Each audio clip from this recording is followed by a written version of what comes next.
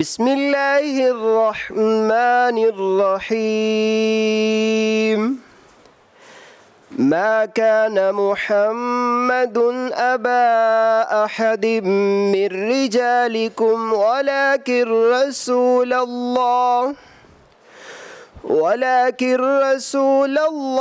व खातमन नबिय्यीन वकानल्लाहु बिकुल्लि शैइन अलीमा।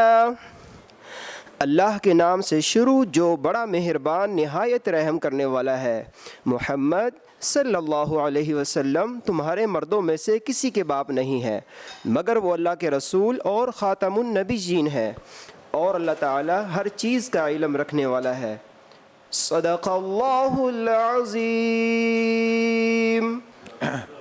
बिस्मिल्लाहिर्रहमानिर्रहीम। मैं महकमा से सेक्रेटरी साहब तशरीफ़ रखते हैं, दीगर अफसरान तशरीफ़ रखते हैं और लेबर के नुमाइंदगान तशरीफ़ रखते हैं और चैम्बर्स से भी नुमाइंदगान तशरीफ़ लाए हैं। मैं सबको खुशामदीद कहता हूँ। आज के ये एक बड़ा अहम मौका है जिसमें लेबर डिपार्टमेंट हिस्ट्री की एक लेबर कोड के नाम से एक दस्तावेज़ इंट्रोड्यूस कराने जा रहा है जो मुख्तलफ़ कवानीन हैं इस वक्त लेबर को डील करते हैं। मकसद ये है कि उनको यकजा करके जो एक कानून की शक्ल दे दी जाए ताकि जो इसमें अहम पाया जाता है उस वजह से बहुत सारे ल्यूपोल आ जाते हैं, तो उसको दूर करने के लिए ये एक आपके सामने एक दस्तावेज़ है जिस पे हमारी ये ख्वाहिश है, कोशिश है कि चूँकि ये ट्राई पार्ट सारा सिस्टम है, इसमें इंडस्ट्रियलिस्ट के नुमाइंदगान भी होंगे, एम्प्लॉयर के नुमाइंदगान होंगे, लेबर के नुमाइंदगान भी होंगे और लेबर डिपार्टमेंट भी अपनी इनपुट देगा ताकि हम इखलास के साथ एक जिस पे हम सारे लोग ऐसा कोई सिस्टम डेवलप हो जाए कि हम एक नुक्ते पे सारे मुत्फिक हो जाएं ताकि तमाम लोगों के जो भी उनके मसाइल हैं या उनकी रिजर्वेशन हैं वो सारी एड्रेस हो जाएं। तो एक तो जो लेबर के नुमाइंदगान हैं उन्हें भी बुला लें, साथ सारे सीनियर लोग हैं उनको भी बिठाएं। तशरीफ रखते हैं जो अपनी टर्न पे सर आके सबमिशन कर लेंगे और उसके बाद तो एक तारफ एक तरफ से को करना। अभी आप तशरीफ रखें, फिर हम ये ऑनरेबल मेंबर्स की 2-3 सीटें आपको उधर लगवा दें इनकी सीट ना। हाँ लगवा देते हैं, एक चेयर वहाँ लगवाएंगे, लगवाएं सीट से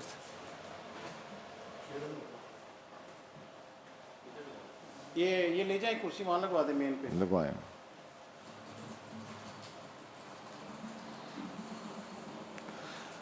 और माइक सामने वहाँ रखें। हाँ जी, साहब आपसे शुरू करते हैं। अस्सलाम वालेकुम, मेरा नाम साद मोहम्मद है, मैं जनरल सेक्रेटरी हूँ पाकिस्तान यूनाइटेड वर्कर्स फेडरेशन का। जी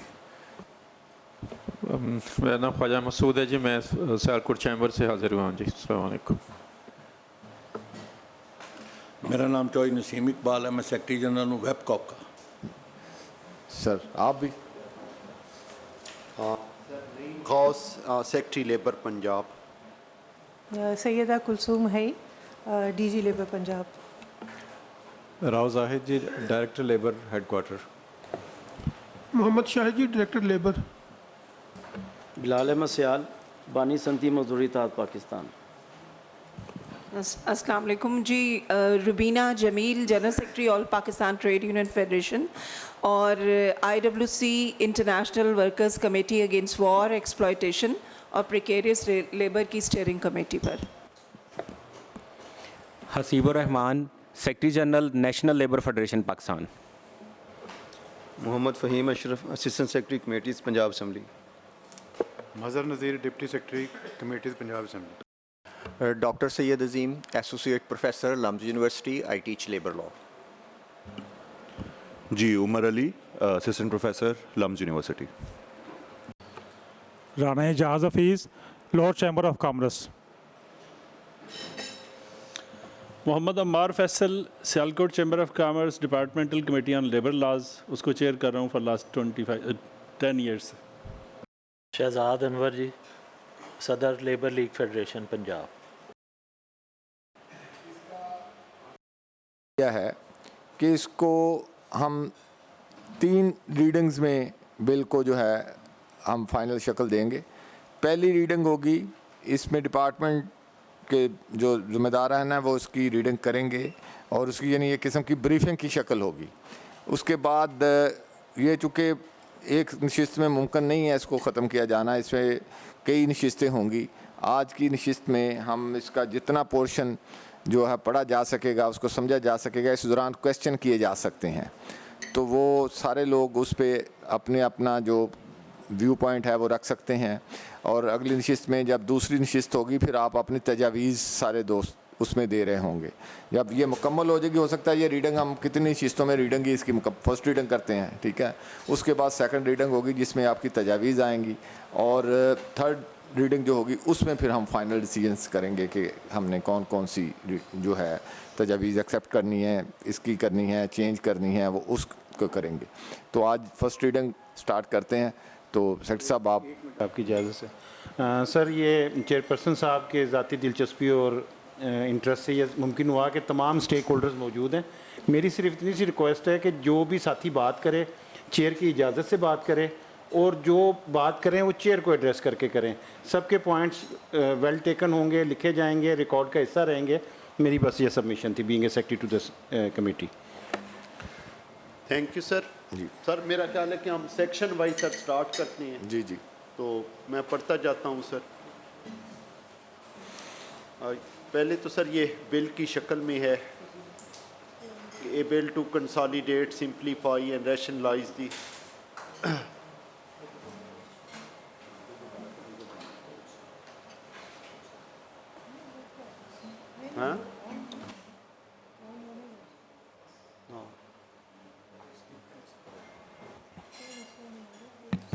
to consolidate, simplify and rationalize the laws relating to rights of workers and elimination of all forms of forced and compulsory labor in Punjab.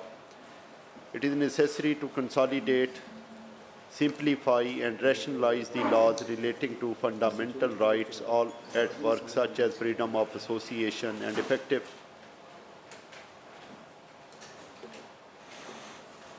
recognition of the right to collective bargaining, elimination of all forms of forced or compulsory labor, the effective abolition of child labor, elimination of discrimination in respect of employment, occupation, and a safe and healthy working environment, employment of workers, minimum wages and payment of remuneration, regulation of working time, regulation of working conditions of the specific categories of workers, labor welfare, dispute resolution mechanisms, and matters ancillary thereto.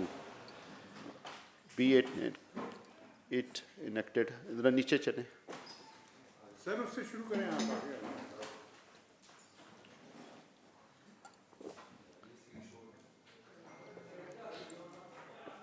इसमें sir पहला तो वही है, code में भी cited as Punjab Labour Code 2025. It shall extend to the whole of Punjab. It shall come into force on such date as government by notification. आगे चलें। The code shall apply to all workers, employers, principals, occupiers at all workplaces in all sectors within Punjab other than, ये sir exemption है, civil servants हैं, इसमें defense services of Pakistan and any service or installation exclusively connected with or incidental to defense services of Pakistan, police service, including law enforcement agencies and civil armed forces. Section 2 है sir. नहीं साहब एक minute ज़रा रुकिएगा जी। अमर साहब आप कुछ कहना चाहते हैं? जी सर, सर जी सैकटरी साहब ने डेफिनेशन पढ़िया ने समरी ऑफ ऑपरेशन ਇਹਦੇ ਵਿੱਚ ਸਿਵਲ ਸਰਵੈਂਟਸ ਨੂੰ ਡਿਫਾਈਨ ਕੀਤਾ ਗਿਆ ਪੰਜਾਬ ਸਿਵਲ ਸਰਵੈਂਟਸ ਐਕਟ 1974 ਦੇ ਤਹਿਤ। ਅੱਗੇ ਇਹਦਾ ਜਿਹੜਾ ਸੀ ਪਾਰਟ ਇਹਦੇ ਵਿੱਚ ਪੁਲਿਸ ਸਰਵਿਸ ਨੂੰ ਐਕਸਕਲੂਡ ਕਰਤਾ ਹੈ, ਤੋਂ ਸੈਪਰੇਟ ਕਰਤਾ ਹੈ। ਇਹ ਮੈਂ ਜਾਨਣਾ ਚਾਹੁੰਦਾ ਪੰਜਾਬ ਸਿਵਲ ਸਰਵੈਂਟਸ ਐਕਟ ਦੇ ਵਿੱਚ ਪੁਲਿਸ ਸਰਵਿਸ ਨਹੀਂ ਆਉਂਦੀ? नहीं सर जी नहीं सर, वो नहीं आती। नहीं सिविल सर्विस में नहीं आती। They are not civil servant sir. Police की अलहदा फोर्स है सर, इनका अपना लॉ है, अपना इनका एक्ट है। सिविल सर्वेंट एक्ट 1974 के तहत सर जो रेगुलेट होता है वो सिर्फ सिविल सर्वेंट है। मतलब ये गवर्नमेंट के मुलाजम ज़रूर होंगे लेकिन सिविल सर्वेंट्स नहीं हैं लीगल टर्म। लॉ डिपार्टमेंट है वे थे जी, आप कुछ कहना चाहते हैं? जी बेसिकली मैं सिर्फ ये पूछना चाह रहा हूँ कि बुनियादी तौर पर ये कंसल्टेशन है क्या आईएलओ कन्वेंशन 144 की रूह के मुताबिक ये दुरुस्त है? क्या तमाम ट्रेड यूनियन के रहनुमा जो यहाँ बैठे हैं वो मुतमईन हैं कि ये कंसल्टेशन है? मुझे कोई इतराज़ नहीं है, मैं मौजूद हूँ, ज़ाहिर है शिक बाई शिक हम टेक्निकली बताते भी चले जाएंगे, आपने इसीलिए हमें बुलाया है। लेकिन अगर ये प्रोसीजर स्टार्ट से ही गलत हो गया, क्योंकि आपको पता है अगर सही लॉ भी अगर प्रोसीजरली गलत बनाया जाए तो उसकी वैलिडिटी का प्रॉब्लम आ जाता है। तो पहले तो ये पूछ लें आप दोस्तों से कि मुतमईन हैं ये हम वाकई ट्राईपार्टाइट कंसल्टेशन के लिए आए हैं? मैं सिर्फ ये कह रहा हूँ कि प्रोसीजर ना गलत हो जाए। देखें, इसमें ये ट्रेडिशन रही नहीं है, ठीक है। ये जो ट्राईपार्ट कंसल्टेशन का आपका होता है ना, वो नीचे जब महकमा ये ड्राफ्ट तैयार कर रहा होता है उस वक्त ये सारी चीज़ें होती हैं, ठीक है। यहाँ सिर्फ ये रहा है कि मेंबर्स बैठते हैं, वो अपनी इनपुट देते हैं, उस इनपुट के मुताबिक कुछ चीज़ों को एक लीगल लॉ डिपार्टमेंट बैठता है, वो टेक्निकली इसको देखता है। तो इस तरीक़ाकार से ये बिल यहाँ पास होते हैं। हमने यहाँ इस मरतबा ये किया है कि नीचे अगर कोई अहम रह गया है, कोई तशनगी रह गई है, तो इस फोरम पे चूँकि हम उतने डीपली मेंबर जो हैं वो उससे आगाह नहीं होते जितने जिन लोगों के मसाइल हैं वो आगाह होते हैं। उनकी ये शिकायत बाज़ औक़ात आती हैं कि हमें कंसल्ट नहीं किया गया, या किसी पोर्शन को किया गया, किसी को नहीं किया गया। तो हमने ये रिवाज इस बात को देने जा रहे हैं कि यहाँ हम आपकी सबकी जो है रिजर्वेशन होंगी वो ली जाएंगी। तो इसलिए उस स्टेज से हम आगे आ चुके हैं। तो यहाँ वो जहाँ जहाँ कहीं आपकी कोई रिजर्वेशन होगी, यहाँ हम उसको दूर करने की कोशिश करेंगे। ये होगा तरीक़ाकार जी इसका। जी आप बताइए। बिस्मिल्लाहिर्रहमानिर्रहीम। चेयरमैन साहब, बहुत शुक्रिया कि आपने जो है ख़ुद ही बताया कि स्टेज के ऊपर ट्राईपार्टाइट कंसल्टेशन की ज़रूरत नहीं है, लेकिन आपने हमें बुलाया। सर, मैं आपके गोशगुजार एक बुनियादी बात करना चाहता हूँ कि ये लेबर कोड जब इंट्रोड्यूस करवाया गया था और फर्स्ट मीटिंग कॉल की गई थी, तो उस मीटिंग के अंदर तमाम लेबर रिप्रेजेंटेटर्स ने इस कोड को रिजेक्ट कर दिया था। इससे पहले उन्हें कोई ऑफिशियली ये कोई डॉक्यूमेंट भी नहीं दिया गया था। सेकंड सर, फिर एक मीटिंग बुलाई गई गुलबर्ग के अंदर, और शाहिद साहब डायरेक्टर हेडक्वार्टर यहाँ मौजूद हैं। उन्होंने इनविटेशन भेजा और उसके साथ एक ड्राफ्ट भेजा जो कि हमने 2 या 3 दिन पहले रिसीव किया, और 2-3 दिन के अंदर हम जो कर सकते थे हमने उसके अंदर जो खामियां थी उसको कुछ बनाया। और मीटिंग में जब हम गए तो हमें पता चला कि जो प्रेजेंटेशन वहाँ पेश की जा रही है वो इनविटेशन के साथ भेजे गए ड्राफ्ट से डिफरेंट है। तो एक नई चीज़ वहाँ लेबर रिप्रेजेंटेटर्स को पता चली कि ये कोई अगला वर्जन है उस ड्राफ्ट का। सर, उसके बाद से लेकर अब तक ये असम्बली में जब पेश हो गया तो हमें असम्बली के सोर्सेज से अपने दोस्तों से पता चला कि जी ये लेबर कोड तो असम्बली में पेश हो गया है। हमारे साथ किसी किस्म की कोई कंसल्टेशन नहीं की गई। सर, ये ट्राईपार्टाइट मैकेनिज़्म जो है जिसका प्रोफेसर साहब ने भी जिक्र किया, C-144 कन्वेंशन 144 जो पाकिस्तान की गवर्नमेंट ने रेटिफाई किया हुआ है, वो कन्वेंशन ये कहता है कि आपने तीनों स्टेक होल्डर्स की कंसल्टेशन के साथ कोई कानून साजी करनी है। और उसमें पहले ही आर्टिकल के अंदर बड़ा कैटेगोरिकली क्लियरली लिखा हुआ है कि organization means most represented organization of the country, चाहे वो एम्प्लॉयर्स की हो या वर्कर्स की हो। सर, मैं यहाँ नेशनल लेबर फेडरेशन जो कि एक लंबे प्रोसीजर के बाद मोस्ट रिप्रेजेंटेड लेबर फेडरेशन है, उसकी नुमाइंदगी कर रहा हूँ। हमारे साथ तो किसी किस्म की सर कोई कंसल्टेशन नहीं की गई। अब सर, अगली बात जो आप कह रहे हैं कि भी आपने बुलाया, अब आप कंसल्टेशन करना चाहते हैं, तो सर आज के दिन तक हमारे पास तो वो ड्राफ्ट ही मौजूद नहीं है जो कि असम्बली में पेश हुआ है। तो हमने कंसल्टेशन क्या करनी है? ये तो एक बड़ा हेल्दी और लंबा चौड़ा सेक्शंस पर मुश्तमिल ड्राफ्ट है, तो हम क्या कंसल्टेशन सर इसमें कर सकेंगे? ड्राफ्ट आपको आज यहाँ मिल जाएगा, इसलिए हमने इसकी 3 रीडिंग्स रखी हैं, ठीक है। ड्राफ्ट आज आपको मिल जाएगा, रीडिंग हो रही है, ये जो आपका इशू है ये किसी हद तक एड्रेस हो जाएगा, ठीक ठीक है ना, उस पर फिर आप तैयारी करके जब आप अपनी प्रपोज़ल सेकंड रीडिंग तक हम पहुंचेंगे फिर आप अपनी उस पर प्रपोजल्स लाएंगे। सेक्रेटरी साहब इस जी खाई साहब। बिस्मिल्लाहिर्रहमानिर्रहीम। देखें, जो मेरे भाई ने कहा मैं उसको सपोर्ट करता हूँ, बल्कि इंडस्ट्री से भी किसी को नहीं पूछा गया, हमें भी दाएं बाएं से पता चला और किसी तरीके से हमने दो चीज़ें देखी हैं। और ये जो ड्राफ्ट अभी हमारे हाथ में इधर रखा गया, ये भी हमारी दोस्तों को आज ही पहले दिन मिला है। तो ये जो चीज़ है ना, जब एक तो चीज़ बहुत अच्छी है कि हम अब लॉज को कंसोलिडेट करके एक जगह पे ला रहे हैं, लेकिन जब ऐसी कोशिश होगी तो लाजमी बात है कि जो सबसे इम्पोर्टेंट इसमें तबका है वो इंडस्ट्री है जिसने इसको इम्प्लीमेंट करना है। अगर वो आप उनको पहले दिन से साथ लेके नहीं चल रहे तो मुझे नहीं लग रहा कि how we can go along with that. तो इसलिए जो बिल्कुल मेरे भाई ने जो बात की है मैं उसको सपोर्ट करता हूँ कि हमें अच्छा खासा टाइम चाहिए इसके लिए, इसको स्टडी करने के लिए, अपने दोस्तों से मशवरा करने के लिए, अपने चैम्बर्स में भी मशवरा करने के लिए, ताकि हम इसको कंफर्टेबली एक ऐसा डॉक्यूमेंट बनाएं जो कि ज़ाहिर है इसने काफ़ी लंबे तक अरसे तक चलना है, क्योंकि इस तरह का डॉक्यूमेंट पहले मौजूद नहीं है। तो इसको थोड़ा सा टाइम दें। महकमे ने मेरा ख़्याल है किसी वजह से क्यों इसको इस तरीके से लिया है कि किसी चैम्बर को नहीं पता, किसी एसोसिएशन को नहीं पता, और अगर ये फेडरेशन भी कह रही है हमें नहीं पता, तो पता नहीं किस खिला में बैठ के इन्होंने जो काम किया है। जी नहीं साहब आप इसको सर हमने सारे चैम्बर से शेयर किया था। लाहौर चैम्बर में मैं खुद जाकर मैं और मैडम ने प्रेजेंटेशन दी थी, उस वक्त सारे चैम्बर्स के ऑनरेबल मेंबर्स मौजूद थे। हम सियालकोट में भी सर इसकी प्रेजेंटेशन दे आए थे, और यहाँ भी सर हमने सारे चैम्बर्स को बुलाकर और इनको ऑनलाइन सर हमने सबसे ड्राफ्ट शेयर किया था, और हर मीटिंग में हम सबको शेयर करते रहे। फर्दर मैडम मैं थोड़ा सा इसको एक्सप्लेन कर दूं कि हमारी पिछले ये जो आई थिंक लास्ट 1 साल से हम इस पे कंसल्टेशंस कर रहे हैं। मई में अवारी होटल में कंसल्टेशन हुई है, उसमें तमाम लोग जो यहाँ बैठे हुए हैं, most of them were there, professor साहब himself was there, both these people were there. उस पर तमाम डिस्कशन हुआ, इन्होंने अपने रिजर्वेशंस की, हमने नोट डाउन की, हमने कुछ का जवाब भी दिया, कुछ को एक्सेप्ट भी किया।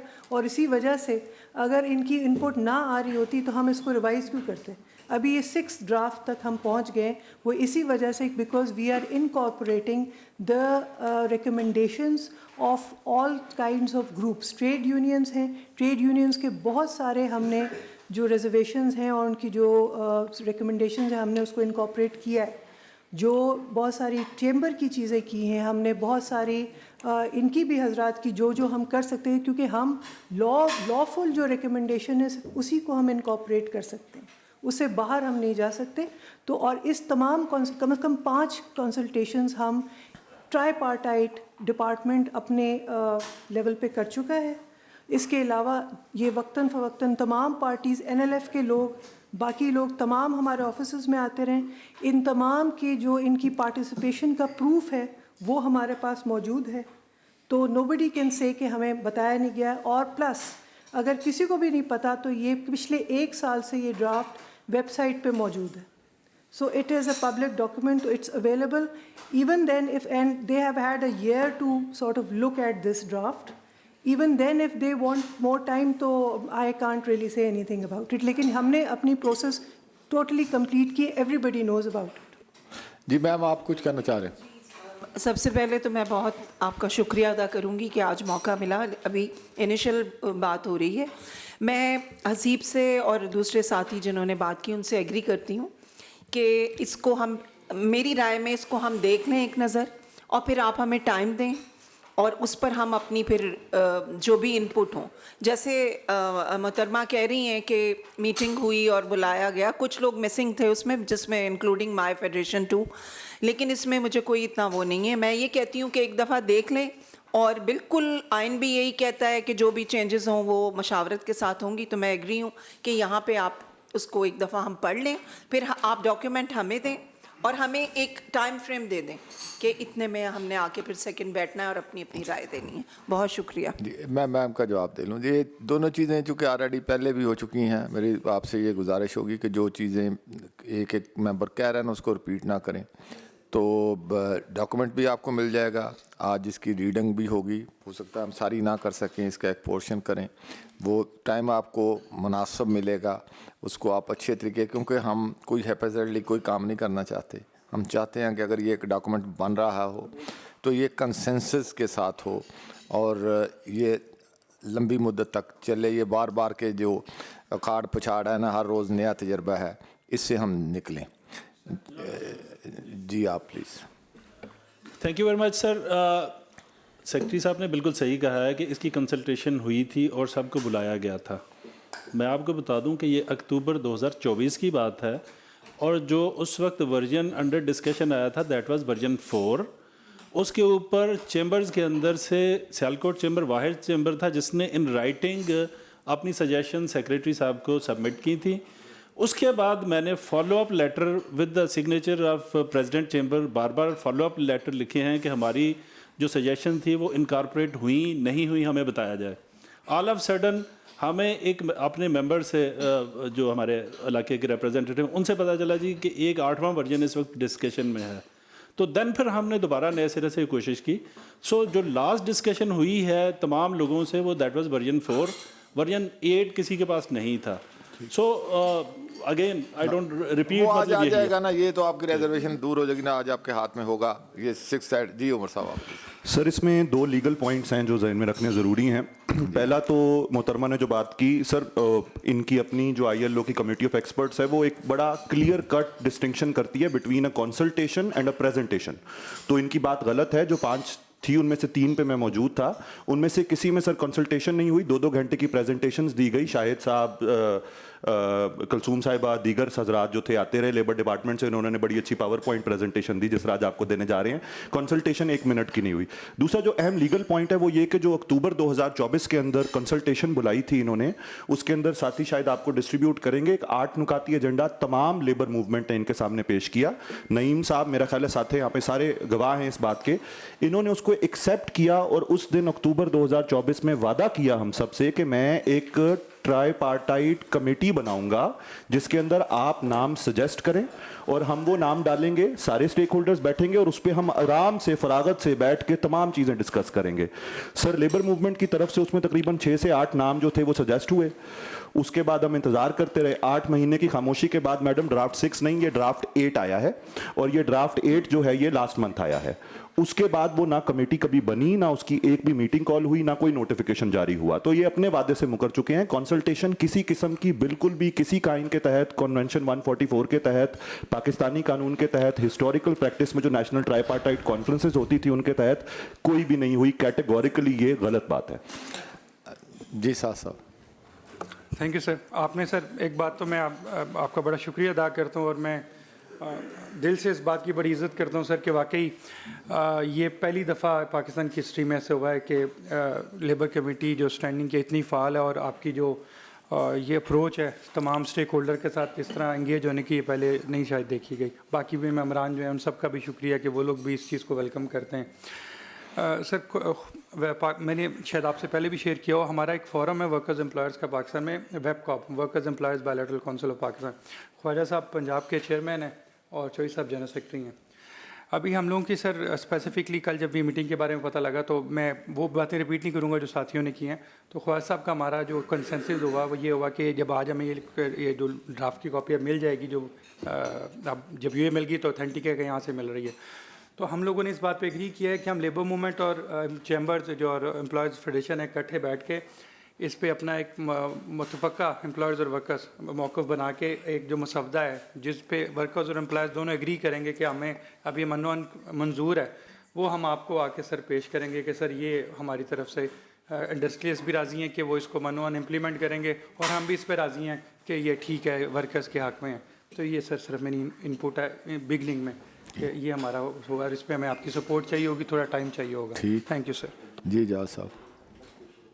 जी बिल्कुल, सेक्रेटरी साहब आए थे लाहौर चैम्बर में और हमारे प्रेसिडेंट ने आपको याद होकर बड़ी ब्रिलियंट बातें की थी, मगर उसके बाद से कि हम ना खुद अभी वर्किंग कर रहे हैं, कुछ चीज़ें आज हमें मिल जाएंगी तो हम चाहते हैं कि हमें थोड़ा टाइम दिया जाए ताकि हम ना बाकायदा एक पेपर देंगे आपको, लाहौर चैम्बर में इस पर काम हो रहा है इस वक्त। आपके उसके आने के बाद हमने इस पर काम शुरू किया था, मगर थोड़ा सा टाइम चाहिए होगा क्योंकि काफ़ी सारे इश्यूज़ हैं।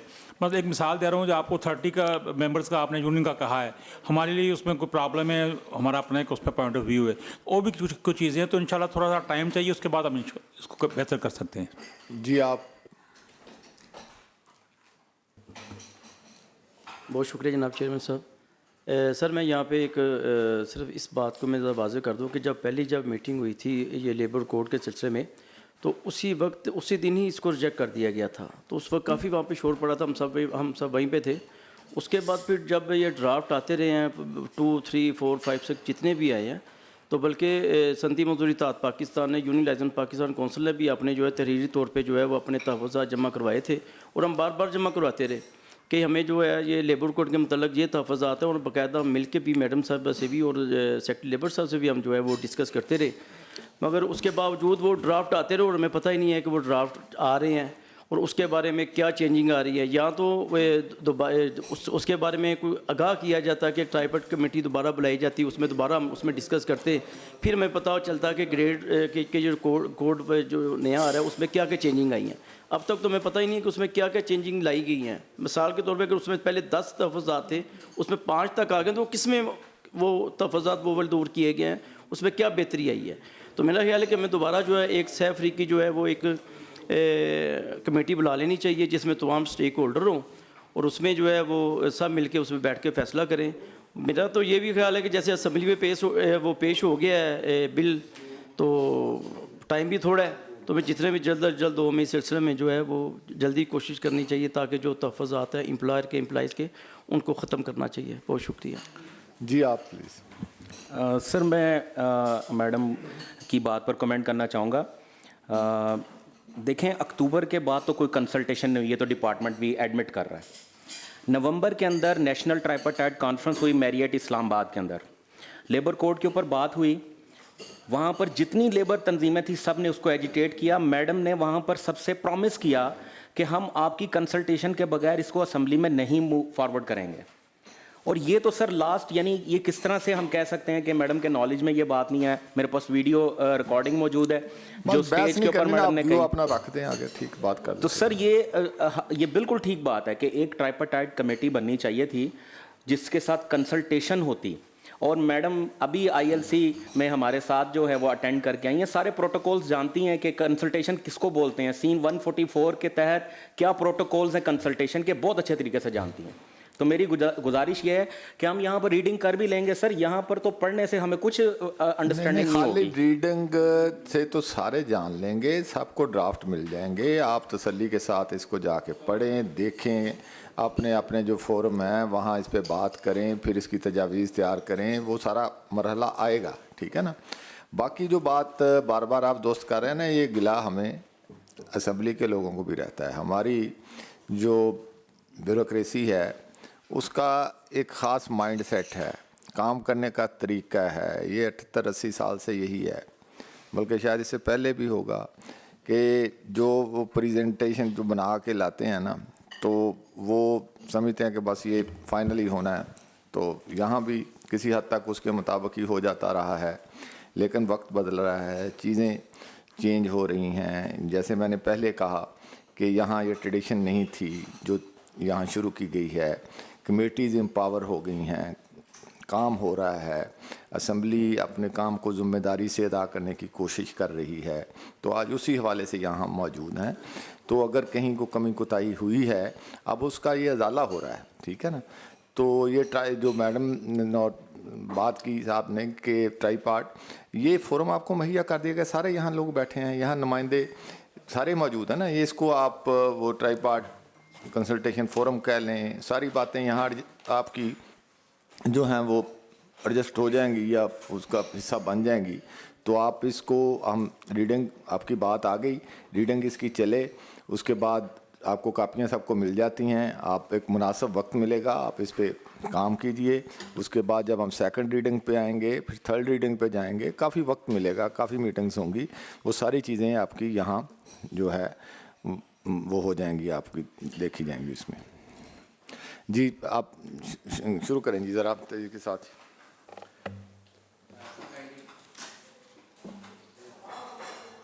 जी नहीं सब जी आप कुछ कहना चाहते हैं? जी कल जी जी जी जी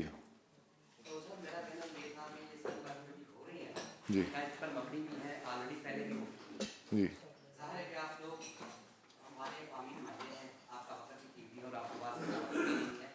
इतने बड़े ड्राफ्ट को पॉइंट टू पॉइंट कहीं पे कोई ऐसी कंसल्टेशन हो सके कि पॉइंट टू पॉइंट उस पर बात हो सके और कंसेंसस भी। इसके लिए हमारे जो यूनी पाकिस्तान लीगल काउंसिल और संघी बात को लीड कर रहे हैं हमारे कायदे मोहतरम शेख मुहम्मद लियाज़ साहब ने, उन्होंने पहले भी ऑफर की थी कि हम ऐसी कोई भी ट्राईपार्टाइट कॉन्फ्रेंस, वो 1 दिन की हो, 2 दिन की हो, 3 दिन की हो, उसे होस्ट करने के लिए तैयार हैं, जिसमें तमाम नुमाइंदगण आए, चैम्बर के लोग आए, गवर्नमेंट के लोग आए, तमाम तर मजदूर तंजीमें शामिल हों और वहीं बैठ के पॉइंट टू पॉइंट डिस्कशन के साथ जो है एक कंसेंसस किया जाए, जिसे हम होस्ट करने के लिए तैयार हैं। अगर तमाम लोग एग्री हों तो ये जो सेशन है तो इस दौरान, इस मुद्दत के दौरान जब तक कमेटी के पास ये बिल है तो हम ये कर सकते हैं, ये मुमकिन है कि हम कंसेंसस पे पहुँच सकते हैं। उसके लिए हमारी आज भी मौजूद है कि हम तमाम स्टेक होल्डर को साथ लेके चलने के लिए आज भी अपनी ऑफर फिर दोहरा रहे हैं कि हम आप तमाम लोगों को इंशाल्लाह अकोमोडेट करेंगे अच्छे तरीके से एक कॉन्फ्रेंस मुनक़्क़द करके। तो इसमें मेरी गुजारिश यही होगी कि अगर इसे एक्सेप्ट किया जाए तो बहुत मेहरबानी। देखिए आप उस पर कदगन कोई नहीं है, अगर आप एक सेपरेट प्रोसेस साथ शुरू करना चाह रहे हैं, क्योंकि अभी तो आपको मौका दिया जाएगा ना कि आप अपनी सिफारिशात लेके आएँ।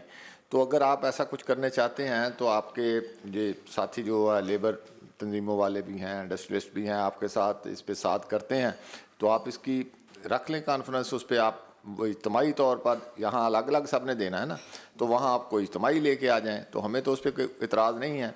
लेकिन यहाँ हम जिस स्टेज पे आज यहाँ हैं, हम उससे आगे आ चुके हैं। ये काम जो महकमे ने पहले करना था, जैसे जैसे भी होना था, कहीं को कमी कुताही हुई भी है, तो अब हम उससे आगे आ गए हैं। लेकिन आप पैरेलल अगर आप अपना शुरू करना चाहते हैं तो उस पर कोई हमें कोई इतराज़ नहीं है, वो कर लें। अभी इसमें काफ़ी वक्त होगा तो वो कर लें। आप इन लोगों को, सारे आपके साथी हैं, इनको इनवाइट करें। अगर वो सारे उसमें कहीं एक जगह मुतफिक हो जाते हैं तो हमारा काम और आसान हो जाएगा। तो आप इस तरह करना चाहते हैं तो करके ले आए, हमें कोई इतराज़ नहीं है इस पर। चेयरमैन साहब, मैं आ जाऊँगा जी, मैं आ जाऊँगा, आप मुझे बुलाएंगे, मैं आ जाऊँगा जी। इनके फैसल साहब जो लोग आज यहाँ मौजूद हैं, इनके सब के एड्रेसेस, फ़ोन नंबर तो सारे ले लें। तो और भी अगर ये समझते हैं कि फ़लाँ तंजीम मिसिंग है, उसके ज़रूर होना चाहिए, तो उसका भी ये अगर कोई, हाँ, वो अगर देना चाहते हैं तो वो दे दें, ताकि हम नेक्स्ट मीटिंग में उनको भी शामिल कर लेंगे। चेयरमैन साहब। जी उमर साहब। सर बहुत शुक्रिया, आपने यहाँ बुलाया और ये बहुत अच्छा इकदाम है आपकी तरफ से। मेरा ख्याल है इसमें क्लियर मैलिफाइड हमें नज़र आ रही है लेबर डिपार्टमेंट की तरफ से। मैं और मेरे कॉलीग डॉक्टर अजीम, अगर इस मीटिंग को ट्राईपार्टाइट कंसल्टेशन की जस्टिफिकेशन बनाने के लिए इस्तेमाल किया जाएगा और फर्दर इसकी रीडिंग करके ये ऑब्जेक्शन ख़त्म करने की कोशिश की जाएगी कि सबकी तरफ से इसमें मिल रहा है, तो sir with all due respect to the members of this house, we are going to leave. बहुत शुक्रिया आपका बुलाने का हमें। हम इसके ऊपर अपनी रिजेक्शंस पेश कर चुके हैं, 100 पेज का एनालिसिस पेश कर चुके हैं। आज भी सर 26 सफ़े का एक एनालिसिस आपके सामने मौजूद है। 8 नुकाती एजेंडा पूरी लेबर मूवमेंट का पंजाब का मुतफ़क्का तौर पर मौजूद है। मेरा ख्याल है उससे आगे अगर ये बात नहीं सुनना चाहते तो हमारे लिए यही बेहतर है कि हम इस मीटिंग का हिस्सा ना बने। बहुत शुक्रिया सर, अस्सलाम वालेकुम। देखें, ये आपका हक है। वैसे हम तो आपको गुजारिश करेंगे कि आप शामिल रहें। ये रवैया ठीक नहीं है कि हम इसको देखेंगे आपका जो आ गया है।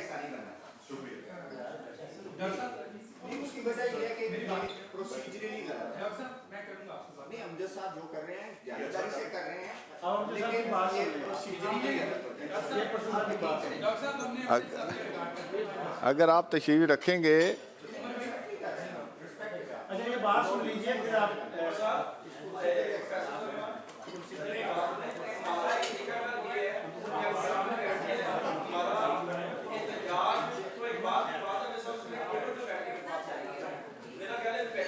जब तक ये बात नहीं अगर मुकम्मल होती उसके बाद फिर हम फैसला करेंगे ना। दूसरी बात ये कि देखिए पार्लियामेंट्री सेक्रेटरी साहब ने हमें बुलाया हुआ है और विद ड्यू रिस्पेक्ट आपने काम किया है तो आप बैठिए।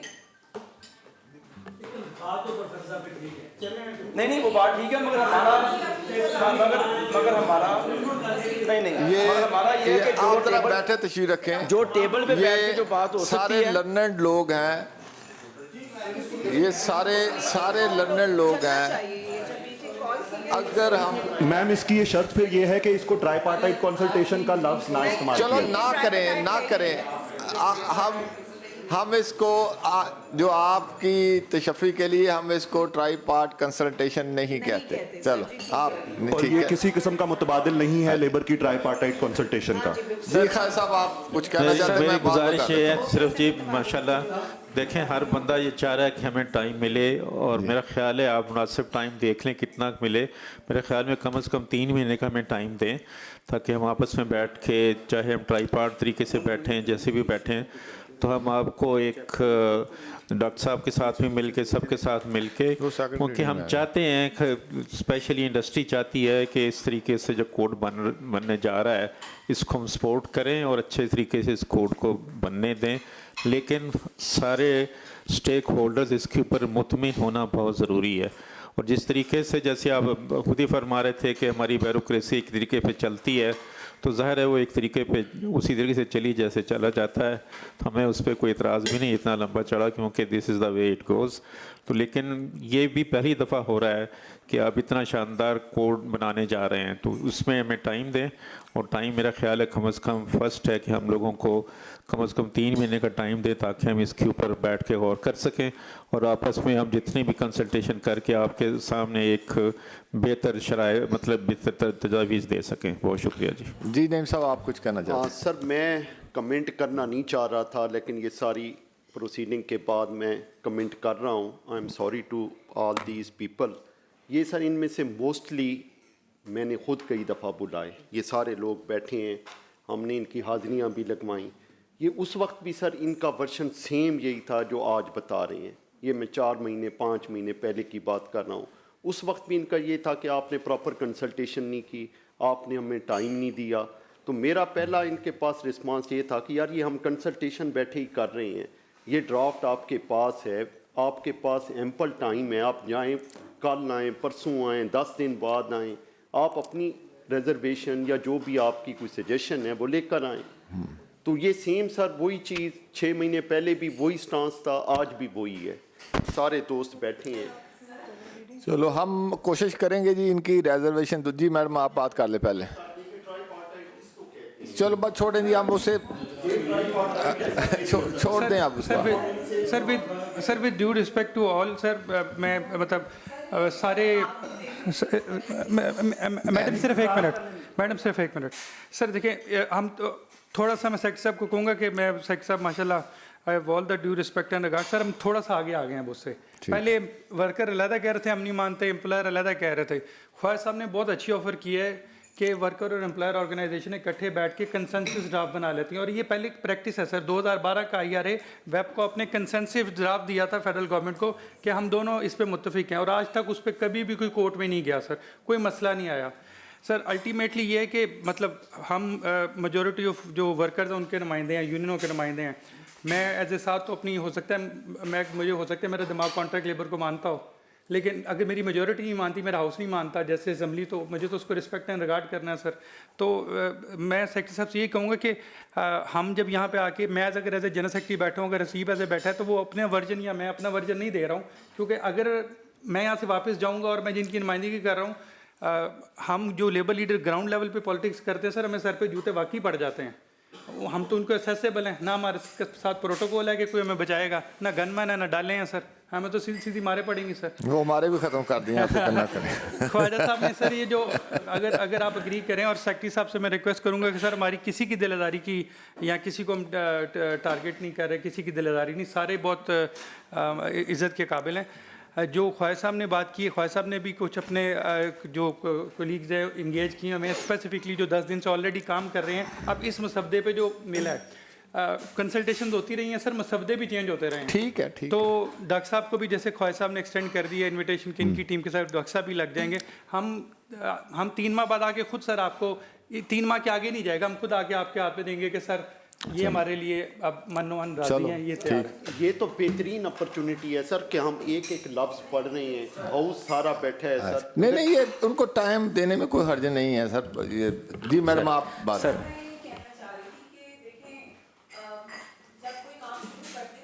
होती हैं, कुताहियाँ भी हो जाती हैं, और ये हम लोग किस लिए बैठे हुए हैं, सब एक दूसरे को सपोर्ट देने के लिए।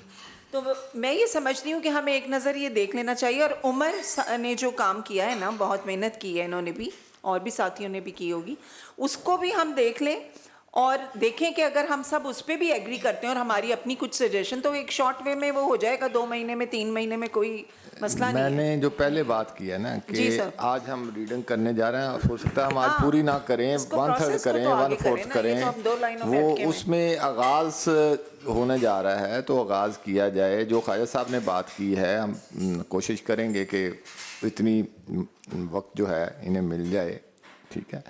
तो कमेटीज़ को भी इतनी फ्रीक्वेंटली मीटिंग्स नहीं होती, उसमें भी वक्त चाहिए होता है, ठीक है। तो हम कोशिश करेंगे इनकी ख्वाहिश के मुताबिक उनको चलो को थोड़ा कम करके एडजस्ट कर लें, तो ऐसा, लेकिन इसको पढ़ा तो जाए ना। तो आज बैठने का मकसद किसी हद तक तो हल हो ना, तो बातें आप सब लोगों की सुन लें, रिजर्वेशन भी आ गई, तो इसको शुरू करें। जो उमर साहब ने बात की है, इन्होंने बात की है, ये एक टेक्निकल बात है, दुरुस्त है इनकी, कि उस टर्म में ये बात नहीं होगी तो हम कल ये बात कर नहीं सकेंगे, ठीक है, हम उसको नहीं कहते। तो लेकिन आज जिस काम के लिए हम बैठे हैं, बात देखा तो जाए ये है क्या, ठीक है ना। तो डॉक्यूमेंट आपके हाथ में भी है, तो यहाँ ज़रा चेयरमैन साहब आ जाता है, मिल जाता है, सबको मिल जाए। चेयरमैन साहब मैंने इजाज़त जी है आप सर, ਇਹ ਸਾਰਿਆਂ ਦੀ ਗੱਲ ਸੁਣਨ ਤੋਂ ਬਾਅਦ ਕੁਝ ਚੀਜ਼ਾਂ ਸਾਹਮਣੇ ਆਈਆਂ ਨੇ। ਪਹਿਲੀ ਗੱਲ ਤੇ ਵੀ ਕਿ ਸਰ ਅਸੀਂ ਇੱਕ ਕਮੇਟੀ ਦੀ ਮੈਂ ਗੱਲ ਕਰ ਰਿਹਾ, ਅਸੀਂ ਇਸ ਹਾਊਸ ਦਾ ਹਿੱਸਾ ਹੋਣ ਦੇ ਨਾਤੇ ਇੱਕ ਖੁਦ ਮੁਖਤਾਰ ਸਰ ਫੋਰਮ ਆ। ਅਸੀਂ ਹਕੂਮਤ ਦੇ ਪਾਬੰਦ ਨਹੀਂ ਹੈਗੇ, ਨਾ ਹੀ ਅਸੀਂ ਹਕੂਮਤ ਦੇ ਤਾਬੇ ਆ, ਨਾ ਹੀ ਅਸੀਂ ਇਸ ਮਹਿਕਮੇ ਦੇ ਨੁਮਾਇੰਦੇ ਆ, ਨਾ ਹੀ ਅਸੀਂ ਇਹਨਾਂ ਦੇ ਤਾਬੇ ਆ। ਅਸੀਂ ਤੁਹਾਡੇ ਨੁਮਾਇੰਦੇ ਆ, ਅਸੀਂ ਜਿਹੜੇ ਇਸ ਅਸੈਂਬਲੀ ਦੇ ਅਰਕਾਨ ਇੱਥੇ ਬੈਠੇ ਆ, ਅਸੀਂ ਲੇਬਰ ਦੇ, ਆਵਾਮ ਦੇ, ਜਨਰਲ ਲੋਕਾਂ ਦੇ ਨੁਮਾਇੰਦੇ ਆ। ਤੁਹਾਨੂੰ ਸਰ ਮੇਰਾ ਖਿਆਲ ਇਹਨਾਂ ਨੂੰ ਯਕੀਨ ਦਹਾਨੀ ਕਰਾਉਣ ਦੀ ਜ਼ਰੂਰਤ ਹੈ। ਇਹਨਾਂ ਦੇ ਜਿਹੜੇ ਖਦਸ਼ਾਤ ਨੇ ਆਪਣੀ ਜਗ੍ਹਾ 'ਤੇ ਬਿਲਕੁਲ ਦਰੁਸਤ ਨੇ। ਜਿਸ ਤਰ੍ਹਾਂ ਕਿ ਇੱਥੇ ਸਾਹਮਣੇ ਆਈ ਗੱਲ ਕਿ ਇਹਨਾਂ ਨਾਲ ਜਿਹੜੀ ਕੰਸਲਟੇਸ਼ਨ, ਸੋ ਕਾਲਡ ਕੰਸਲਟੇਸ਼ਨ ਜਿਹੜੀ ਹੋਈ ਵੀ, ਉਹ ਚੌਥੇ ਡਰਾਫਟ ਦੇ ਉੱਤੇ ਹੋਈ, ਅੱਜ 8ਵਾਂ ਡਰਾਫਟ ਸਾਡੇ ਸਾਹਮਣੇ ਪਿਆ ਹੋਵੇ।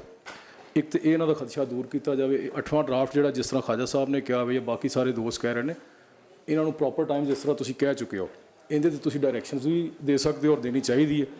ਇਹਨਾਂ ਨੂੰ ਜੋ ਵੀ ਤੁਸੀਂ ਤੈਅ ਕਰੋ, ਇੱਕ ਕਮੇਟੀ ਜੋ ਵੀ ਤੈਅ ਕਰੇ, ਜਿੰਨਾ ਵੀ ਇਹਨਾਂ ਨੂੰ ਟਾਈਮ ਚਾਹੀਦਾ ਉਹ ਮੁਸ਼ਾਵਰੇ ਦੇ ਨਾਲ ਇਹਨਾਂ ਨੂੰ ਟਾਈਮ ਦਿੱਤਾ ਜਾਣਾ ਚਾਹੀਦਾ, ਇੱਕ ਚੀਜ਼। ਦੂਸਰੇ ਨੰਬਰ ਦੇ ਉੱਤੇ ਜਿਹੜੀ ਕੰਸਲਟੇਸ਼ਨ ਮਹਿਕਮਾ ਕਹਿ ਰਿਹਾ ਕਿ ਅਸੀਂ ਕਰਵਾਈ ਹੈ, ਉਹਨਾਂ ਨੇ ਲਾਜ਼ਮੀ ਤੌਰ 'ਤੇ ਆਪਣੇ ਤਰੀਕੇ ਨਾਲ ਕਰਵਾਈ ਵੀ ਹੋਵੇ ਦੀ, ਮੈਂ ਨਹੀਂ ਕਹਿ ਰਿਹਾ ਉਹਨਾਂ ਨੇ ਨਹੀਂ ਕਰਵਾਈ, ਪਰ ਉਹਦੇ 'ਤੇ ਸਾਡੇ ਸਾਰੇ ਦੋਸਤ ਜਿਹੜੇ ਨੁਮਾਇੰਦੇ ਬੈਠੇ ਨੇ ਲੇਬਰ ਯੂਨੀਅਨਸ ਦੇ, ਫੈਕਟਰੀਜ਼ ਦੇ, ਇੰਡਸਟਰੀ ਦੇ, ਇਹਨਾਂ ਨੂੰ ਇਤਮੀਨਾਨ ਨਹੀਂ ਹੈਗਾ। ਇਹਨਾਂ ਦੀ ਤਸ਼ੱਫੀ ਔਰ ਇਤਮੀਨਾਨ ਜਦ ਤੱਕ ਨਹੀਂ ਹੁੰਦਾ, ਇਸ ਕੋਡ ਨੂੰ ਅਸੀਂ ਬਣਾ ਕੇ ਪਾਸ ਵੀ ਕਰ ਦਈਏ, ਇਹਦੇ 'ਤੇ ਅਮਲ ਕਿਸੇ ਨੇ ਨਹੀਂ ਕਰਨਾ। ਜੇ ਤੁਸੀਂ ਚਾਹੁੰਦੇ ਹੋ ਇਸ ਅਸੈਂਬਲੀ ਦਾ ਕਾਨੂੰਨ ਪਾਸ ਹੋਵੇ ਔਰ ਇਹਦੇ 'ਤੇ ਅਮਲ ਹੋਵੇ, ਤੇ ਇਹ ਸਾਰੇ ਲੋਕ ਔਰ ਇਹਨਾਂ ਦੇ ਇਲਾਵਾ ਜਿਹੜੇ ਅੱਜ ਲੋਕ ਇੱਥੇ ਨਹੀਂ ਆ ਸਕੇ, ਉਹਨਾਂ ਦੀ ਵੀ ਲਿਸਟ ਲਵੋ ਇਹਨਾਂ ਤੋਂ। ਇਹ ਸਰ ਕੋਈ ਟ੍ਰਾਈਪਾਰਟਾਈਟ ਕੰਸਲਟੇਸ਼ਨ ਦਾ ਫੋਰਮ ਨਹੀਂ ਹੈਗਾ। Let me make that very clear for everybody here. It's not a forum for any sort of tripartite consultation. ਇਹ ਅਸੈਂਬਲੀ ਦੀ ਇੱਕ ਸਟੈਂਡਿੰਗ ਕਮੇਟੀ ਹੈ। ਸਾਡੇ ਸਾਹਮਣੇ ਇੱਕ ਮੁਸਵਦਾ ਕਾਨੂੰਨ ਦਾ ਮੁਸਵਦਾ ਆਇਆ ਪਿਆ ਵੇ, ਅਸੀਂ ਉਹਨੂੰ ਪੜ੍ਹਨਾ ਹੈ, ਉਹਦੀ ਕਲੌਜ਼ ਬਾਈ ਕਲੌਜ਼ ਰੀਡਿੰਗ ਕਰਨੀ ਹੈ। ਇਹ ਕਿਸੇ ਕਿਸਮ ਦੀ ਇੱਥੇ ਕੰਸਲਟੇਸ਼ਨ ਦਾ ਫੋਰਮ ਨਹੀਂ ਹੈਗਾ, ਨਾ ਹੀ ਕੰਸਲਟੇਸ਼ਨ ਹੋਣੀ ਹੈ।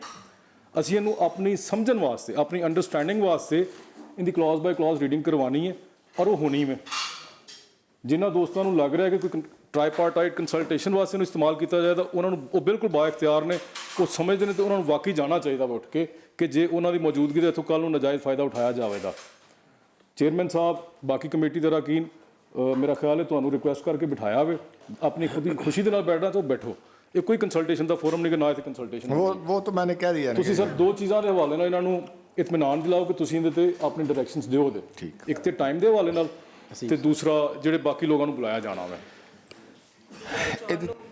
ਇਹਦੇ 'ਤੇ ਭੱਟੀ ਸਾਹਿਬ ਜਿਹੜੀ ਤੁਸੀਂ ਗੱਲ ਕੀਤੀ ਹੈ ਨਾ, ਉਹ ਮੈਂ ਪਹਿਲੇ ਵੀ ਕਹਿ ਚੁੱਕਿਆ ਇਹਨਾਂ ਨੂੰ ਕਿ ਅਸੀਂ ਉਸ ਗੱਲ ਨੂੰ ਕਿਸੇ ਹੱਦ ਤੱਕ ਕਹਿ ਕੇ ਚਲੋ ਉਹ ਉਸ ਤੋਂ ਚੁੱਕੇ ਅੱਗੇ ਆ ਚੁੱਕੇ ਆ, ਉਹਨਾਂ ਦੀ ਰਿਜ਼ਰਵੇਸ਼ਨ ਆਪਣੀ ਤਰ੍ਹਾਂ ਮੌਜੂਦ ਆ।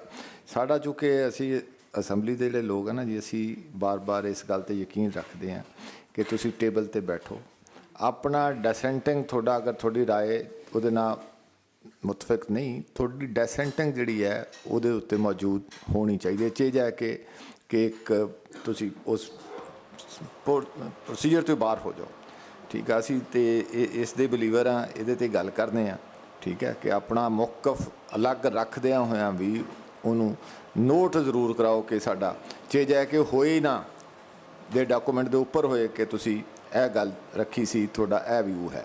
ਪਹਿਲੇ ਚੁੱਕੇ ਜਿਹੜਾ ਵੀ ਮਾਮਲਾ ਇੱਥੇ ਜਿਹੜੀ ਵੀ ਗੱਲ ਹੋਣੀ ਹੈ ਉਹਨੇ ਰਿਕਾਰਡ ਦਾ ਹਿੱਸਾ ਬਣਨਾ ਹੈ, ਠੀਕ ਹੈ। ਤੇ ਉਹ ਐਸਾ ਨਹੀਂ ਹੋਣਾ ਕਿ ਉਹਨੇ ਰਿਕਾਰਡ ਦਾ ਹਿੱਸਾ ਨਹੀਂ ਬਣਨਾ। ਬਹੁਤ ਸਾਰੀ ਰਿਜ਼ਰਵੇਸ਼ਨ ਹੁੰਦੀ ਹੈ, ਜਿਸ ਤਰ੍ਹਾਂ ਸਾਧ ਨੇ ਕਿਹਾ ਕਿ ਬਾਹਰੋਂ ਆਪਣੀ ਬਾਡੀ ਦੀ ਉਹਨਾਂ ਦੀ ਸੋਚ ਹੋਰ ਹੋ ਸਕਦੀ ਹੈ, ਉਹਨਾਂ ਦੇ ਵੀ ਪ੍ਰੈਸ਼ਰਸ ਹੁੰਦੇ ਨੇ, ਉਹ ਤੁਸੀਂ ਉਹਨਾਂ ਦੇ ਜ਼ਿੰਮੇਦਾਰ ਹੁੰਦੇ ਹੋ ਕਿ ਤੁਸੀਂ ਉਹਨਾਂ ਦੀ ਸੋਚ ਦਾ ਇਜ਼ਹਾਰ ਇੱਥੇ ਕਰੋ, ਉਹ ਤੁਹਾਡੀ ਜ਼ਿੰਮੇਵਾਰੀ ਹੈ, ਉਹ ਤੁਹਾਨੂੰ ਹੱਕ ਹਾਸਲ ਹੈ ਔਰ ਅਸੀਂ ਪੂਰਾ ਸਾਰਿਆਂ ਨੂੰ ਇਹ ਹੱਕ ਦੇਵਾਂਗੇ, ਦਿੰਦੇ ਵੀ ਹਾਂ। ਤੇ ਇਹਦੀ ਟਾਈਮ ਦਾ ਅਮਰ ਸਾਹਿਬ ਇਹ ਚੁੱਕੇ ਥੋੜ੍ਹਾ ਜਿਹਾ ਸਾਨੂੰ ਕੰਸਲਟ ਕਰਨਾ ਪੈ ਗਿਆ ਕਿੱਥੇ ਤੱਕ ਅਸੀਂ ਟਾਈਮ ਦੇ ਸਕਦੇ ਹਾਂ, ਉਹ ਜ਼ਰੂਰ ਅਸੀਂ ਇਹਨਾਂ ਨੂੰ ਆਗਾਹ ਕਰ ਦਿਆਂਗੇ ਸਾਰਿਆਂ ਨੂੰ ਮੁਨਾਸਬ ਵਕਤ ਦੇ ਨਾਲ। ਲੇਕਿਨ ਜਿਹੜਾ ਉਸ 'ਤੇ ਆਪਣਾ ਜਿਸ ਤਰ੍ਹਾਂ ਸਾਥੀ ਨੇ ਪਿੱਛੇ ਵੀ ਕਿਹਾ ਸੀ, ਮੈਂ ਕਿਹਾ ਸੀ ਕਿ ਤੁਸੀਂ ਆਪਣਾ ਪੈਰਲਲ ਅਗਰ ਕਰਨਾ ਚਾਹੁੰਦੇ ਹੋ ਤਾਂ ਕਰੋ, ਸਾਨੂੰ ਉਸ 'ਤੇ ਕੋਈ ਇਤਰਾਜ਼ ਨਹੀਂ ਹੈ।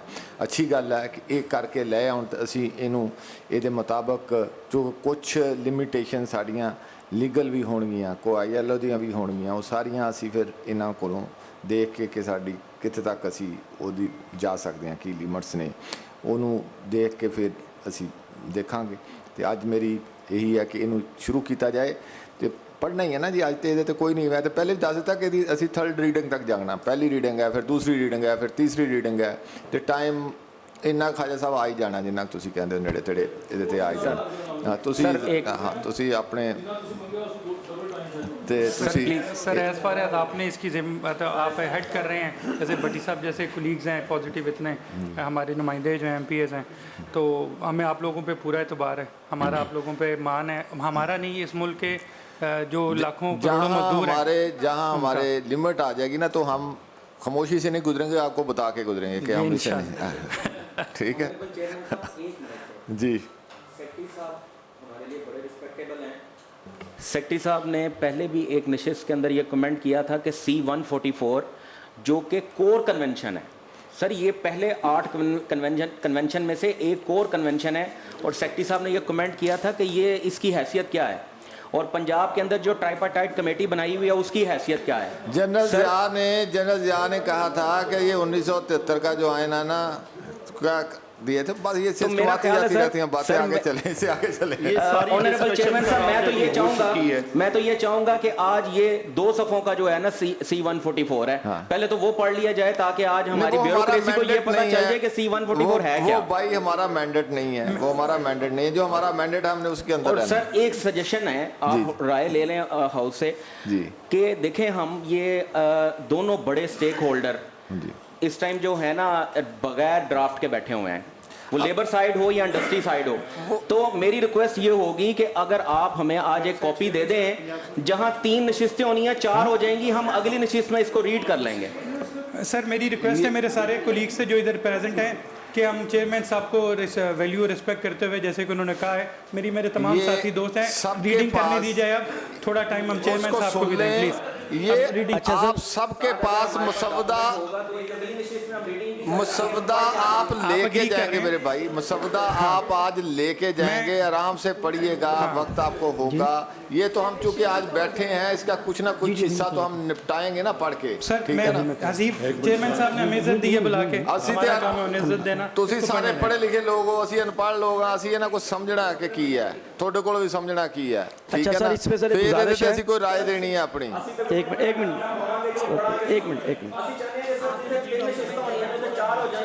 ਅਸੀਂ ਪੜ੍ਹ ਕੇ ਆ ਜਾਈਏ, ਤੁਸੀਂ ਅਗਲੀ ਦਫਾ 4 भी हो जाएंगियां, 6 भी हो जाएंगियां, तुसी शुरू तक करन दो। सर लेबर की तरफ से ये सिर्फ मैं 2 बातें करूंगा, उसके बाद हमारी खामोशी होगी जी। सर सिर्फ 2 बातें सर ये है, एक तो सर ये है कि जैसे सेक्रेटरी साहब ने ये कहा है कि जी हम इनके साथ हम जो है वो राय लेते रहे हैं। जब सर हम 2-2 बंदों को, जब हम 2-2 फेडरेशनों को या 2-2, 3-3, 4-4 यूनियंस को बुला के लेते रहेंगे तो उसमें मेरा ख्याल है कि मामला हल नहीं होगा जब तक हम इकट्ठे होकर नहीं बैठेंगे। आज भी हम यहाँ पे अगर आपको दे दिया ना साहब, आपको इकट्ठे करेंगे, आप इकट्ठे होकर दे दीजिएगा सर प्लीज़ एक मिनट। और सर लास्ट बात ये थी कि इंग्लिश जो है, अंग्रेज़ी में ये जो कोड आया हुआ है, तो मेहरबानी करके इसको उर्दू में की इसकी ट्रांसलेशन करवा दें ये तो मेरा ताकि भी सब पढ़ मसला तो सके ना कम से कम, वरना हमें तो नहीं इसकी समझ आ रही कि ये क्या लिखना चाहिए। मेरा ख्याल है कि इसको उर्दू में मेरे ख्याल है अगर ले आए तो वो भी बेहतर हो जाएगा। अगर हमने इसकी ट्रांसलेट की ना तो उसमें सर ये होगा कि ये कहेगा ना इस लाइन का मतलब ये मतलब नहीं था उसका, तो इसलिए बेहतर है आप ही करके दें हमें, आप वो बेहतर रहेगा। बात सुनिएगा, आप बात सुन ले, आप बात सुने, आप बात सुने। ये उर्दू वाला आपने पॉइंट ले लिया, ये मेरा हर इजलास का ये एजेंडा होता है, इस पे काम कर रहा है हमारा सेक्रेटरीट, लेकिन ये डायरेक्शन वैसे ये दी हुई है स्पीकर साहब की तरफ से कि कोई बिल जो है बगैर उर्दू वर्जन के यहाँ ले नहीं होगा, ठीक है ना, ये है। लेकिन इस मरतबा फिर वो नज़रअंदाज हुआ है, अब वो सेक्रेटरीट उस पर काम कर रहा है, वो भी आपको उर्दू वर्जन भी मिल जाएगा इसका। बहुत शुक्रिया सर। हम कर रहे हैं इसके ऊपर। जी आप कुछ कहना चाहते हैं? बिस्मिल्लाहिर्रहमानिर्रहीम।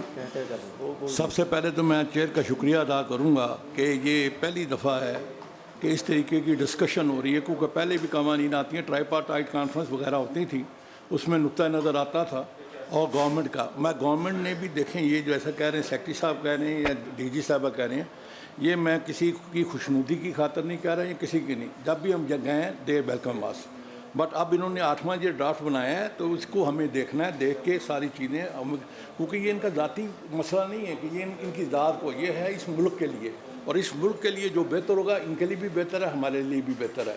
तो आप जो इनिशिएटिव जो इसने लिया है आपने इस फोरम पे, इसको बहुत ज़्यादा हम सराहते भी हैं, और हम क्या कहते हैं कि अल्लाह करे किसी तरीके से हमारे उतरें।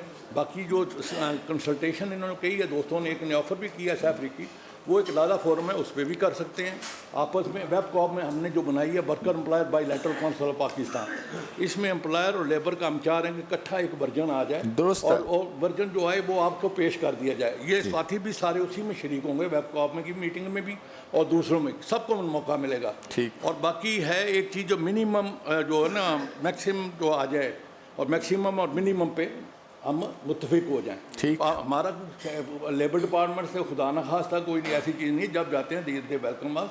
बाकी एक कानून आया है, इसको हमने आगे लेके चलना है और इस पर आपने बहस करनी है। ठीक, थैंक यू। जी साहब शुरू करेंगे सर।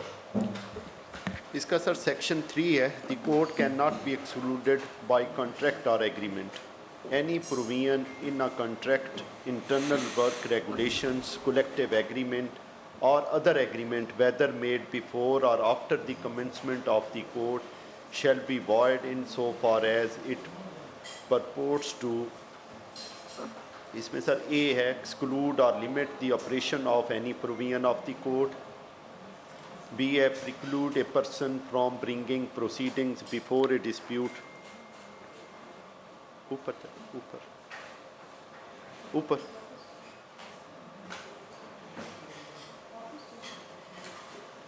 हाँ बस ठीक। Constituted under the code. Second, any contract, internal work regulations, collective agreement or other agreement, whether made before or after the commencement of the code, whereby a worker relinquishes any right conferred by the code, shall be null and void insofar as it purports to deprive that worker of such right. Nothing in the code shall prevent the parties from concluding any contract, internal work regulations, collective agreement. नहीं साहब एक minute रुकिएगा जी आमर साहब।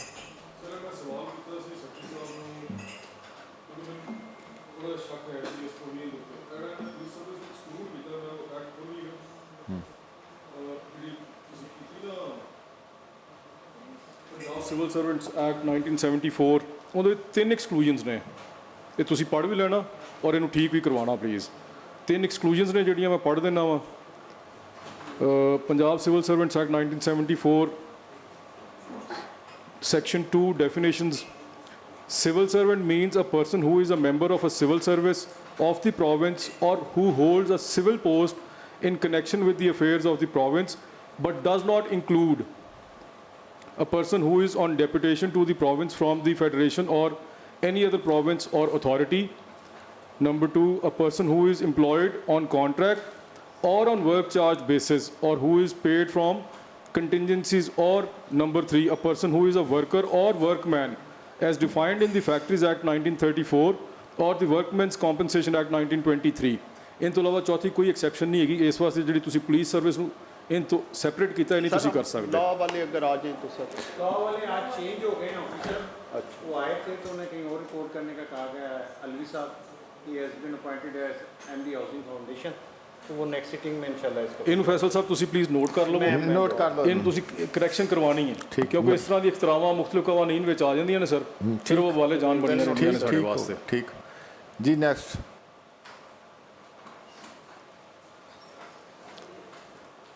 Sir chapter 1.2 की definitions and legal responsibilities, ये sir हमारा सबसे important इसको आपने जो पढ़ा है इसको थोड़ा सा एलेबोरेट कर देंगे, जो पीछे कर दें 1.1 कर दें। हाँ ये जो पहले पढ़ा है हाँ। इसको वापस थोड़ा लेके जाएं, सेक्शन 2 पे चले। ये बेसिकली ये है कि कोई कॉन्ट्रैक्ट जो है ऐसा नहीं हो सकता बिटवीन एनी पार्टीज़ जिसमें ये इसको लिमिट किया जाए इस कोड की प्रोविजंस को, यानी कोई कम कर दिया जाए इसके इख्तियारात को या इससे इन्हराफ किया जाए। बेसिकली इसका मतलब this is what it is. लेकिन इसके अलावा इस कोड की बेसिस पे कोई कॉन्ट्रैक्ट इंटरनल वर्क रेगुलेशंस जैसे किसी कंपनी के बीच में होगी या कलेक्टिव एग्रीमेंट जैसे किसी ट्रेड यूनियन के बीच में हो सकता है, कंपनीज़ के चेंबर का हो सकता है। तो ये चीज़ें जो हैं ये वो ख़त्म नहीं होगा, वो इंटरफेयर नहीं करेगा कोड इसके अंदर, लेकिन इस कोड को लिमिट नहीं कर सकता है, यानी इसकी कोई शिक को एक्सक्लूड नहीं किया जा सकता है थ्रू कॉन्ट्रैक्ट कि जी मेरा और आपका एक एग्रीमेंट हुआ है कि इस लॉ को हमारा कॉन्ट्रैक्ट नहीं करेगा, तो वो उसको एक्सक्लूड नहीं कर सकता। तो मुझे ये एक बात बताइएगा मैडम जी आगे चलें। जी इस पे मेरा सवाल है, आगे चलें। एक मिनट रुकिएगा ज़रा। जी जी मैं रुक रही हूँ। अगर ये इस लेबर कोड का उन चीज़ों पे, उन अग्रीमेंट्स पे, उन कॉन्ट्रैक्ट्स पे इतलाक ही नहीं होना तो लेबर कोड गलत कह रहे हैं। मैं बता रही हूँ, ये उल्टी बात है। मैं बता देती हूँ, उल्टी बात है। ये है कि किसी कॉन्ट्रैक्ट से इसको एक्सक्लूजन नहीं की जा सकती। कोई किसी मतलब कॉन्ट्रैक्ट के जरिए आप इसको वाइड नहीं कर सकते। वो तो देखिए कॉन्ट्रैक्ट एक्ट में भी है ना कि कोई कॉन्ट्ररी टू लॉ कॉन्ट्रैक्ट हो ही नहीं सकता। हो नहीं सकता। तो ये क्योंकि लॉ बन जाएगा वही बात कही गई है। It's the same thing, but ठीक हो गया, वही बात है। ठीक हो गया जी। नेक्स्ट। अच्छा जी, अच्छा सर ये हमारा सबसे इम्पोर्टेंट है सर, मेरी रिक्वेस्ट है कि इसको जी इसको आप जरा पूरी तरह एलेबोरेट कर दीजिएगा बाद में, पहले एक मरतबा रीडिंग करके फिर एलेबोरेट करें। बेसिक है हमारा, कह लें कि वो सारे लेबर कोड का जो सबसे इम्पोर्टेंट ये है सर कि डेफिनेशन वाला बहुत एक्सपैंड कर दी है। ठीक, इसमें सर पहला है वर्कर की डेफिनेशन। जी, worker means a person who is engaged directly और indirectly to carry out work for an employer, principal और अकोपायर। अब इसमें सर 3 टर्में हमने यूज़ की हैं, एम्प्लॉयर, प्रिंसिपल और अकोपायर। सेकंड है सर इसमें ए person who is otherwise self employed. अब सर वो भी वर्कर है। अब इसका सर सब सेक्शन 2 है, a person is a worker under sub section 1 irrespective of the contractual basis of the engagement and includes an employee, a contractor और sub contractor, an employee of a contractor और sub contractor, an agency worker और contract worker, a self employed worker, an apprentice और intern, a person working on ये जरा रुकिए, ये self employed worker पे ये जरा इस पे को एग्जांपल आपको दे देती हूँ। जैसे होम बेस्ड वर्कर्स जी, होम बेस्ड वर्कर्स एक्ट आया है 2019 में, उसको भी कंसोलिडेट किया है। तो ऐसे वर्कर्स जो किसी सप्लाई चेन का हिस्सा है, वो सेल्फ एम्प्लॉयड भी हैं बट वो एक उसके कॉन्ट्रैक्ट के थ्रू भी किसी के एम्प्लॉय भी हो सकते हैं। जैसे group of home based workers जो किसी घर में बैठ के कशीदाकारी कर रही हैं ख़वातीन, वो प्रोडक्ट बना रही हैं बट वो एम्प्लॉय भी हैं अपने कॉन्ट्रैक्टर की, तो वो उनके लिए ही जी। Next, a person working on casual और temporary basis, a person engaged through a digital labour platform और a volunteer only in relation to part 2 and part 6। अब इसमें सर हमने सबको कवर किया है। अब चाहे वो, अब जिस तरह सर फूड पांडा के राइडर्स हैं, अब वो टिपिकल सेंस में वो एम्प्लॉय नहीं है उनके, ये एक तरह का है कि जी ऑर्डर आया, उसने आगे दिया, वो डिलीवर कर रहा है सर्टन पोर्शन, अब उनको वो अपना एम्प्लॉय कंसीडर नहीं करते, लेकिन हम अपने वर्कर की डेफिनेशन में उनको लेकर आएंगे। अब ये सर बहुत ब्रॉड है सारी, और इसमें अगर किसी की कोई ऑब्जर्वेशन है, चूँकि सर ये मेन है तो आएगी ना, आज तो हम रीडिंग करेंगे, आज ऑब्जर्वेशन नहीं लेंगे आज तो। राइट सर, इंटर्न को भी पहली दफ़ा हमने शामिल किया, पहले नहीं था। ठीक ठीक ठीक। हाँ डेफिनेटली। हाँ नहीं, आज तो सिर्फ सुन रहे हैं, आज ऑब्जर्वेशन भी नहीं दे रहे हैं। ठीक है, नेक्स्ट चलेंगे। थर्ड है सर इसकी subsection, A person is a worker under subsection 1 irrespective of the nature of work, and work includes but is not limited to skilled, unskilled, intellectual, clerical, professional, managerial, administrative, and any other kind of work. Be on-link work, online work, and work mediated electronically or by means of algorithm.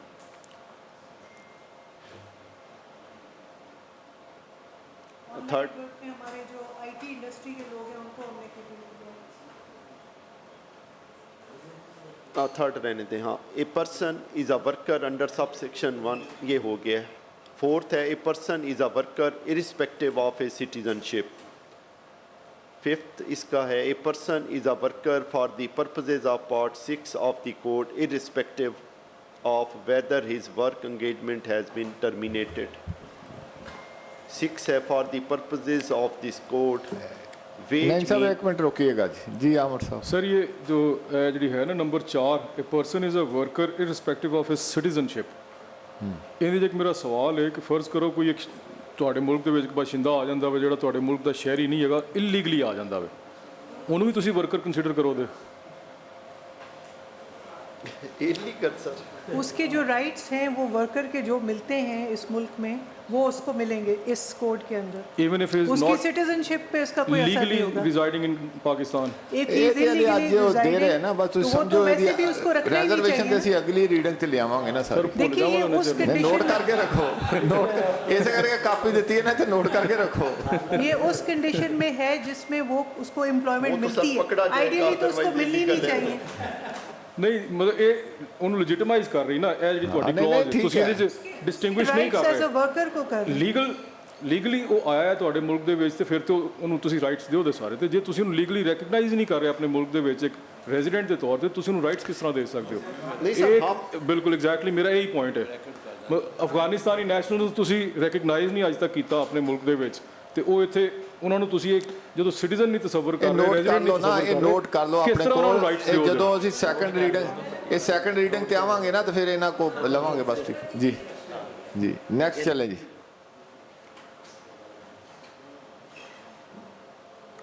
Next है sir 6, for the purpose of the code, wage means all remuneration capable of being expressed in terms of money, which would, if the terms of contract of employment express or implied were fulfilled, be payable to a person employed in respect of his employment or of work done in such employment, but does not include any contribution paid by employer in respect of such person under any scheme of social insurance or to a pension fund or provident fund.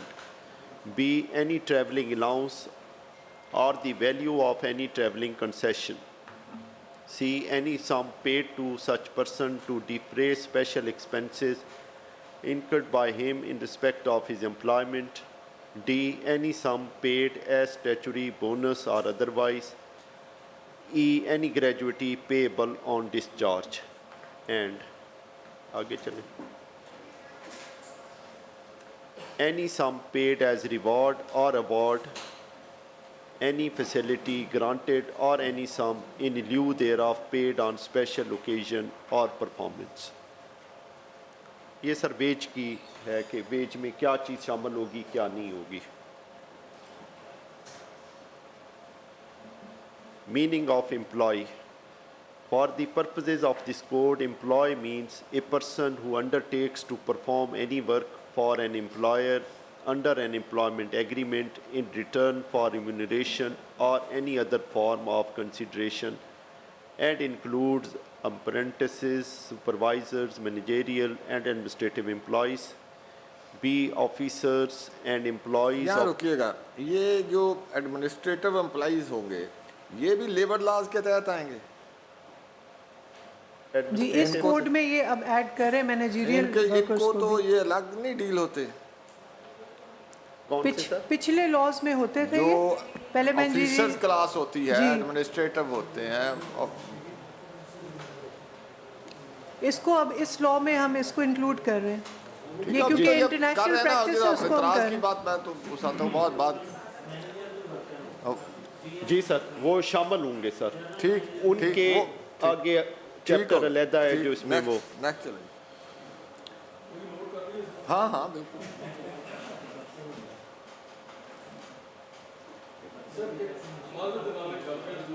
जी,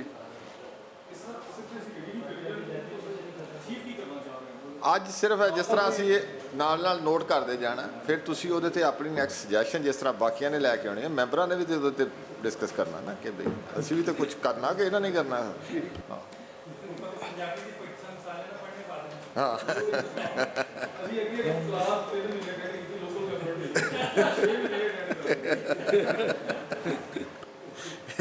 ਇਹ ਦੋਨੇ local military ਬਰਾਬਰ ਬਰਾਬਰ ਹੀ ਚੱਲੇਗਾ ਕੰਮ। be officers and employees of the government or a local authority who are not covered by Punjab Civil Servant Act 1974 or any provincial statutory service rules. C. Any person or class of persons which the government may by notification in the official gazette specify. इसका sub section 2 for the purposes of sir इसको ज़रा थोड़ा सा explain कर दें, ये B और सी को दोबारा से ज़रा एग्जाम्पल अगर कोई एक आधी आ जाए तो ज़रा ज़्यादा समझ आ जाएगा।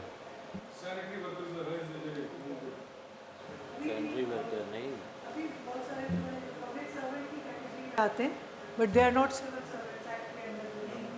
उन वो अभी भी हमारे यहाँ बहुत दफ़ा लेबर कोड में रुजू करते हैं अपने मसाइल के लिए, तो ये वही चीज़ है, उसको बस उन्होंने एक्सप्लेन कर दिया इसमें।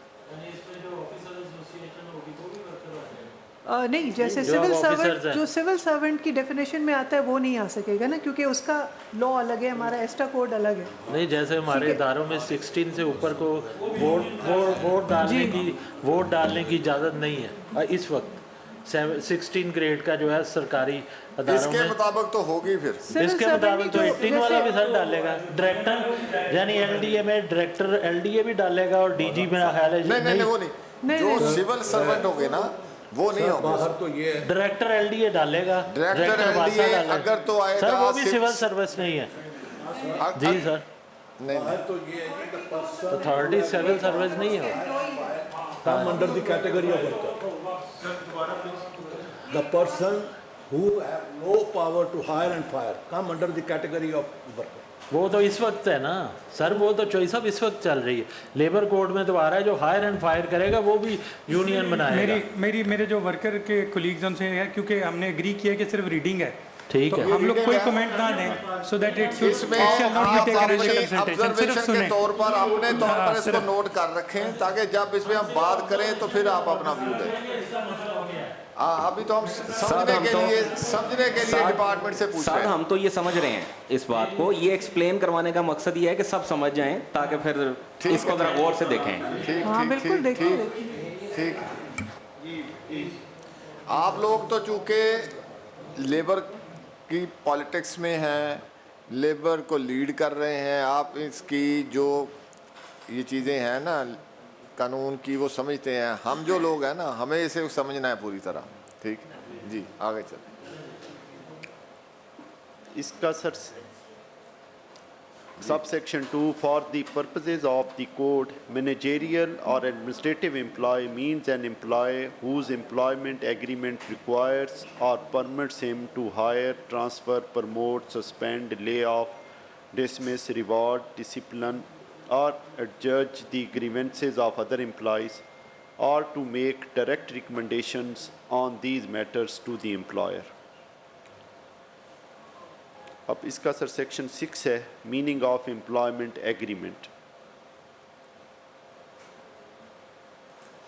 An employment agreement refers to an agreement between an employer and employee establishing an employment relationship under section 134. 2. An employment agreement is a legally binding contract of service. 3. An employment agreement may be express or implied and subject to Section 140, may be oral or in writing. 4. The legal relationship of master and servant and the rule of master and servant are abolished. अच्छा, ये master की आ गई ना definition, जो बात इन्होंने की है हायर एंड फायर की, ये तो मास्टर का इख्तियार होता है सर। ये टर्म ही हम एबॉलिश कर रहे हैं। ये वो नहीं, जैसे मतलब बॉन्डेड लेबर के रेफरेंस से बेसिकली ये है। ये मास्टर तो नहीं है ना, वो आपका एम्प्लॉयर है, he is not your master. मालिक या आका तो नहीं है ना आपका। गुलाम तो नहीं है ना, गुलाम उस तरह की सेंस में तो नहीं है। आपकी बंदों के लिए केस चला है कि आजकल सुप्रीम कोर्ट में बड़ी मुश्किल हो रही है। जर्मन ऑर्गेनाइजेशन है FES, सॉरी जी, एक केस सुप्रीम कोर्ट में चल रहा है। जर्मन ऑर्गेनाइजेशन ने एक एम्प्लॉई अपने को सैक किया, उन्होंने कहा जी कि we are master and he is our servant. That is shameful act on their part. उस पर हम उनके साथ कन्फ्रंटेशन में हैं और उसका सारा जोर जो लग रहा है ना, वो हमारी फेडरेशन को डिफेम करने के लिए वो लगे हैं। सारे वसाइल लगा रहे हैं कि ये हमारे ख़िलाफ़ आए हैं। तो ये मास्टर एंड सर्वेंट वाला जो सिस्टम है, ये तो है नहीं है, ये आजर और अजीत का चक्कर है। इसके लिए ये टर्न जो नहीं होनी चाहिए वो इसीलिए समझना, नोट डाउन कर रहे हैं ना, नेक्स्ट पेज पे जब बात करें।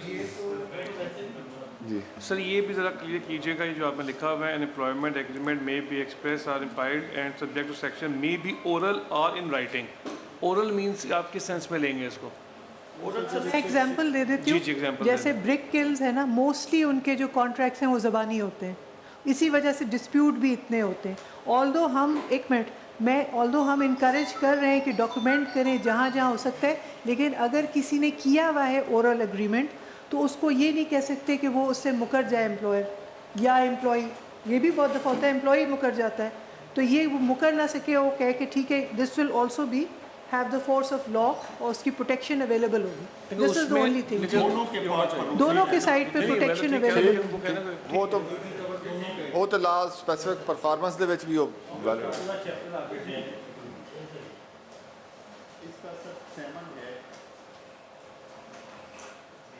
मीनिंग, ये तो हो गया ना छठा।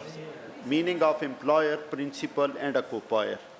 For the purposes of the code, employer means any person who employs an employee under an employment agreement.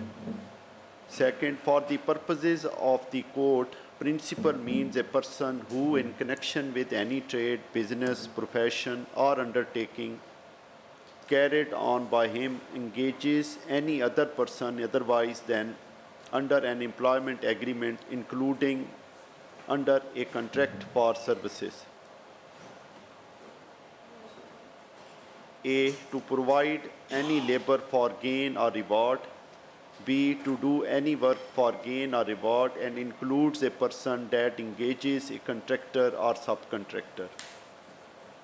Third, इसका subsection है, for the purposes of the code, person in subsection 1 and 2 means a natural person and any entity which is a legal person, whether incorporated or not, including a digital labor platform. Fourth, a principal that engages a worker through a contractor shall be deemed to be employer of that worker if the arrangement is a device to deprive the workers of their legitimate rights and benefits as an employee of the principal, or the contractor provides the workers to core operations of the principal. C, the principal retains or has assumed control over the means and method by which the work of a contractor is performed. Subsection 5, for the purposes of the code, occupier means a natural person who has charge, management or control of part or all of a workplace. आगे चलें। A, either on the part, on the person's own account or as an agent of another person. B, whether or not the person is also the owner of that workplace. C, whether or not the person is also an employer or principal. Subsection 6, an occupier may include a person who has ultimate control over the affairs of the factory, a builder, principal contractor or subcontractor on a construction site. C, a person who manages a shopping center or other major installation, a franchisor who exercises control wholly or in part over the establishments of franchises. E, a person who is chief executive officer of a hospital, school, training institution, college, university or other government institution. F, an agent appointed.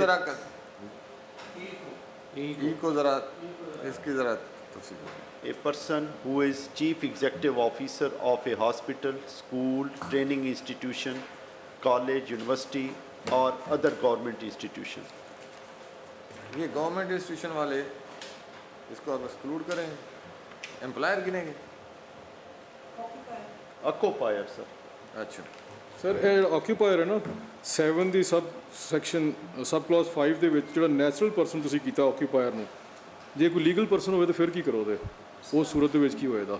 Legal person ਵੀ ਤਾਂ ਹੋ ਸਕਦਾ, company ਵੀ ਤਾਂ ਹੋ ਸਕਦੀ, ਲਾਜ਼ਮੀ ਨਹੀਂ ਇੱਕ ਇਨਸਾਨ ਹੀ ਹੋਵੇ ਆਕਿਊਪਾਇਰ, ਉੱਥੇ ਕੰਪਨੀ ਵੀ ਤਾਂ ਆਕਿਊਪਾਇਰ ਹੋ ਸਕਦੀ, ਉਹਨੂੰ ਤੁਸੀਂ ਵਿੱਚ ਸ਼ਾਮਿਲ ਨਹੀਂ ਕੀਤਾ, ਤੁਸੀਂ ਰਿਸਟ੍ਰਿਕਟ ਕਰਤਾ ਸਿਰਫ ਨੈਚੁਰਲ ਪਰਸਨ ਦੇ ਉੱਤੇ ਇਹਨੂੰ। नहीं हम ਉੱਤੇ ਚਲੇ ਜਾਓ ਥੋੜਾ ਜਿਹਾ 7 द सबसेक्शन 5 आएगा ना, अभी तो हम पीछे हैं ना। नहीं सर नहीं सर में इशू ये कि लीगल पर्सन, अच्छा हम जब बना रहे थे तो उसमें ये आर्ग्यूमेंट आया था, ये भी हमें फीडबैक बाय द वे बहुत सारे लोगों से मिला था, हमारा भी था, कि बहुत दफ़ा ये होता है कि जब लीगल पर्सन की रिस्पॉन्सिबिलिटी हो जाती है विच इज़ ए कंपनी, तो जो उसका ओनर होता है ना वो अपनी कहता है कि जी इस कंपनी की है, मेरी नहीं है। तो इसलिए किसी को जो at the end of the day buck has to stop somewhere, उसको ज़िम्मेदार बनाने के लिए हमने नेचुरल पर्सन को किया, जो जिसकी डिफरेंट कैटेगरीज हमने की है कि अगर किसी कंपनी का ओनर है समथिंग लाइक दैट, जो बॉस है उसकी प्रिंसिपल रिस्पॉन्सिबिलिटी फिक्स करने के लिए हमने इस तरह से इसको किया है नेचुरल पर्सन, कि कोई ना कोई ज़रूर होगा। हाँ यही बात है, वो डायरेक्टर लिमिटेड है, उसमें तो बॉस होता ही कोई नहीं है, डायरेक्टर है वो चुनते हैं, ठीक है ना, वो तो साथ अपनी अपनी जिम्मेदारी है, लिमिटेड है वो, इसमें आप एक्सक्लूड नहीं कर सकते उनको। अगर शू भी होना है तो कंपनी को होना, डायरेक्टर नहीं हो सकता।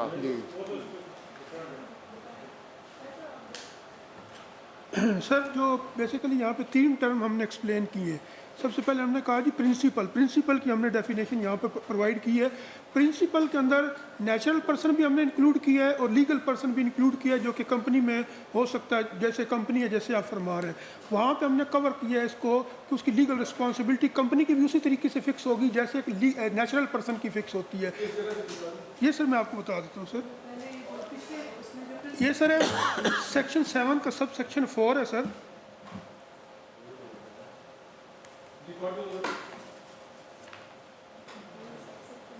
सॉरी ये कहाँ पे सर, थोड़ी अनक रह गई मेरी। फॉर दी पर्पस, सर ये सब सेक्शन 2 है। For the purpose of this code, principal means a person who is in connection with any trade, business, profession और undertaking carried on by him engages any other person otherwise than under an employment agreement includes section 7 for the purpose of this code, person means a natural person and any other entity which is a legal person whether incorporated or not, चाहे वो company registered हो चाहे not registered हो, चाहे state bank के अंदर registered हो ना हो, SECP के अंदर रजिस्टर्ड हो या ना हो, जब वो कंपनी है तो वो जो कॉरपोरेशन है उसकी या नहीं है तो वो भी एक लीगल एंटिटी तस्वर होगी। उसके अगेंस्ट भी अगर कोई जिम्मेदारी आती है तो फॉर एग्जाम्पल अगर वर्कर के पैसे हैं या उसके अगर कोई और चीज़ है तो उससे उसी तरीके से रिकवर की जाएगी जैसे एक नेचुरल पर्सन से रिकवर की जाएगी। मैं दसना ਤੁਹਾਨੂੰ ਸਰ, ਤੁਸੀਂ ਵੀ ਚूंकि ਵਕੀਲ ਹੋ, ਤੁਸੀਂ ਮੇਰੇ ਨਾਲ ਬਿਹਤਰ ਇਸ ਗੱਲ ਨੂੰ ਸਮਝਦੇ ਹੋ, ਇਹ ਲਫ਼ਜ਼ਾਂ ਦਾ ਖੇਡ ਹੁੰਦਾ ਸਾਰਾ ਵਕਾਲਤ ਜਿਹੜੀ ਹੈ। ਇੱਥੇ ਇਹਨਾਂ ਨੇ ਡਿਫਾਈਨ ਕੀਤਾ ਹੈ ਪਰਸਨ ਨੂੰ 2 ਤਰੀਕਿਆਂ ਨਾਲ, ਇੱਕ ਨੈਚੁਰਲ ਪਰਸਨ ਹੈ, ਇੱਕ ਲੀਗਲ ਪਰਸਨ ਹੈ। ਇਹ ਜਿਹੜੀ ਜਿੱਥੇ ਮੇਰਾ ਇਤਰਾਜ਼ ਹੈ ਉੱਥੇ ਸਿਰਫ ਨੈਚੁਰਲ ਪਰਸਨ ਦਾ ਲਫ਼ਜ਼ ਆਇਆ, ਉੱਥੇ ਨੈਚੁਰਲ ਨੂੰ ਖਤਮ ਕਰੋ। ਫਿਰ ਜੇ ਤੁਸੀਂ ਚਾਹੁੰਦੇ ਕੋਈ ਦੋਵੇਂ ਵਿੱਚ ਸ਼ਾਮਲ ਆਉਣ, ਇੱਕੋ ਟਰਮ ਯੂਜ਼ ਕਰੋ, ਪਰਸਨ ਦੀ ਟਰਮ ਯੂਜ਼ ਕਰੋ, ਤੁਸੀਂ ਉਹਦੇ ਵਿੱਚ ਦੋਵੇਂ ਸ਼ਾਮਿਲ ਹੋ ਜਾਂਦੇ ਪਰਸਨ ਦੇ ਵਿੱਚ। ਜਦੋਂ ਤੁਸੀਂ ਨੈਚੁਰਲ ਪਰਸਨ ਕਹੇ ਤਾਂ ਫਿਰ ਲੀਗਲ ਪਰਸਨ ਐਕਸਕਲੂਡ ਹੋ ਗਿਆ। ਜੇ ਤੁਹਾਡਾ ਮਤਲਬ ਹੈ ਕਿ ਉਹ ਸ਼ਾਮਲ ਹੋਵੇ ਵਿੱਚ फिर पर्सन का लफ्ज इस्तेमाल होएगा क्योंकि तो तुसी डिफाइन करता कि पर्सन की है। सर हमने आपकी बात की, हमने पर्सन का वर्ड यूज़ किया है। नहीं तुसी नेचुरल पर्सन का वर्ड यूज़ किया है। सर मैं बता देता हूँ सर, मैं आपको थोड़ा सा दोबारा पढ़ देता हूँ। Sir for the purpose of this code principal means a person, ये सर ये 7 का 2 है। Principal means a person. अब सर हमने पर्सन को मजीद डिफाइन कर दिया कि पर्सन कौन होगा। वो हमने कहा है कि वो जनाब लीगल पर्सन भी हो सकता है, नेचुरल पर्सन भी हो सकता है, उसके अंदर हमने उसको मजीद एक्सप्लेन कर दिया।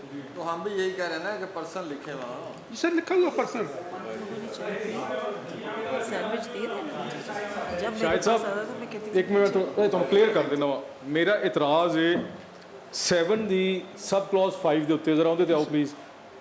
ਸੈਕੰਡ ਲਾਈਨ ਜਿਹੜੀ ਪੇਜ 3 ਦੇ ਉੱਤੇ ਵੇ 5 ਤੇ ਆ ਗਏ ਤੁਸੀਂ? ਜੀ ਸਰ ਆ ਗਏ। ਮੈਂ ਪੜ੍ਹ ਰਿਹਾ ਹੁਣ 5 ਨੂੰ। For the purposes of the code, occupier means a natural person। ਠੀਕ ਹੈ, ਉੱਤੇ ਤੁਸੀਂ ਪਰਸਨ ਨੂੰ ਡਿਫਾਈਨ ਕੀਤਾ, ਨੈਚੁਰਲ ਪਰਸਨ ਨੂੰ ਨਹੀਂ ਕੀਤਾ।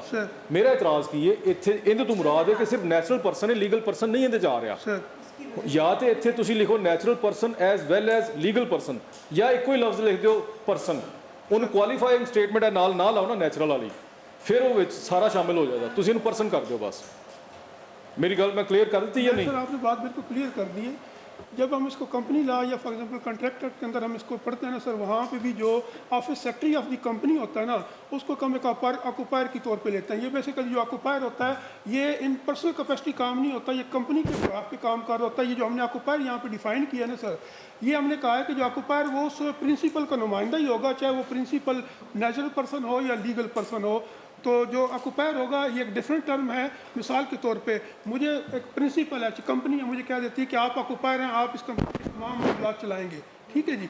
तो मैं वो ऑक्यूपायर के तौर पे काम कर रहा हूँ, मैं उस बेसिकली कंपनी के प्रिंसिपल को भी रिप्रेजेंट कर रहा हूँ, चाहे वो जो कंपनी है वो कॉर्पोरेटेड है या इनकॉर्पोरेटेड है या नेचुरल पर्सन, हम दोनों को रिप्रेजेंट कर रहा हूँ।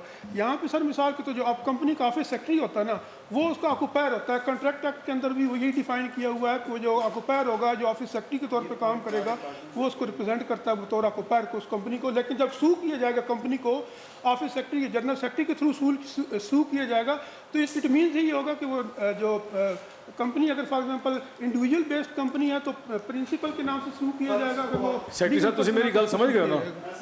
मैडम ਤੁਸੀਂ ਵੀ ਸਮਝ गए हो?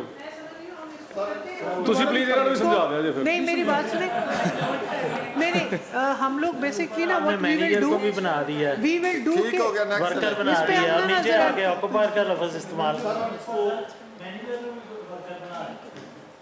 नहीं वो तो एक अलग डिस्कशन है ना, लेकिन इसको हम नोट करके देख लेते हैं कि इसका क्या सोल्यूशन निकाल सकते हैं। सर यहाँ पर एक बात और भी बड़ी काबिल गौर है कि एक पर्सन जो है वो उसी टाइम पर प्रिंसिपल भी होगा और उसी टाइम पर ऑक्यूपायर भी होगा। ये इतनी कन्फ्यूजन वाली डेफिनेशन है। मतलब मिसाल के तौर पर पैकेजेस मॉल है, ये कह रहे हैं कि पैकेजेस मॉल के अंदर तो बहुत सारे एम्प्लॉयर काम कर रहे होंगे, लेकिन पैकेजेस मॉल जिसका है वो कंट्रोल जो कर रहा है वो होगा ऑक्यूपायर।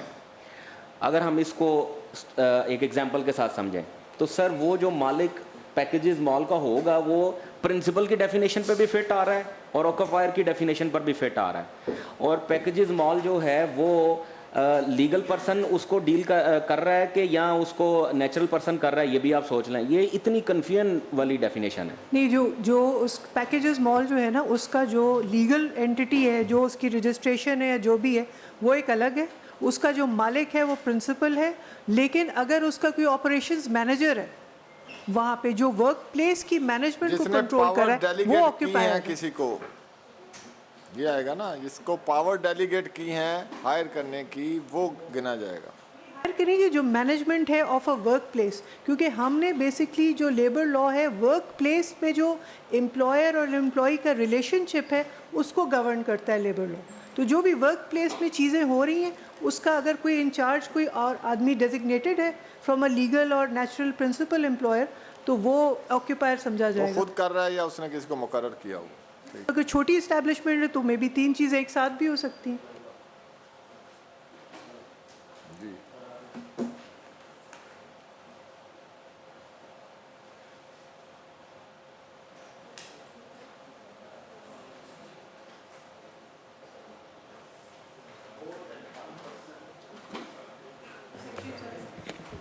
ये subsection 7, more than one person can be an occupier in relation to a workplace if more than one person has charge, management or control of the workplace. ये वही एक बात है. Where the entity which has charge, management or control of a workplace is a company, the company may give notice to an inspector that it has nominated a director, or in case of private company, a shareholder who is resident in either case in Pakistan, to be the occupier of the workplace for the purposes of the code, and such director or shareholder shall, so long as he is so resident, be deemed to be occupier of the workplace for the purposes of the code until further notice cancelling his nomination is received by the inspector, or until he ceases to be director or shareholder. ये जो अभी बात हुई ये explain होगी इसमें. Subsection 9, if no nomination is given under subsection 8, any one of the directors thereof, or in the case of private company, any one of the shareholders thereof may be prosecuted for any contravention for which the occupier is punishable.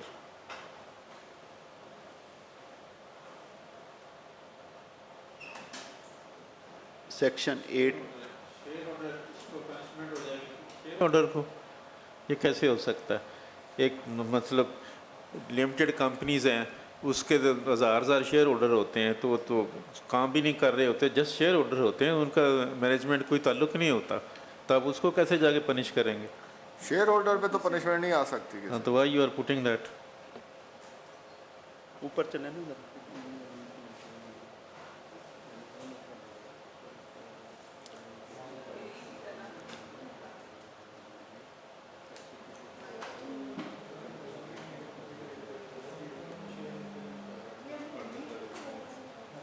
ये partner तो हो सकता है, share holder नहीं हो सकता. Sir हाँ, इसको भी नोट करें.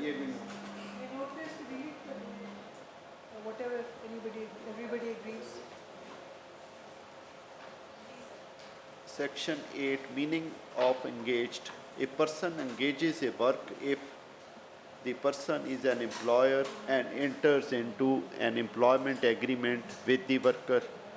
The person is a principal and enters into a contract for services with the worker, or the person otherwise enters into an agreement with the worker whereby the worker performs work for them irrespective of the contractual arrangement.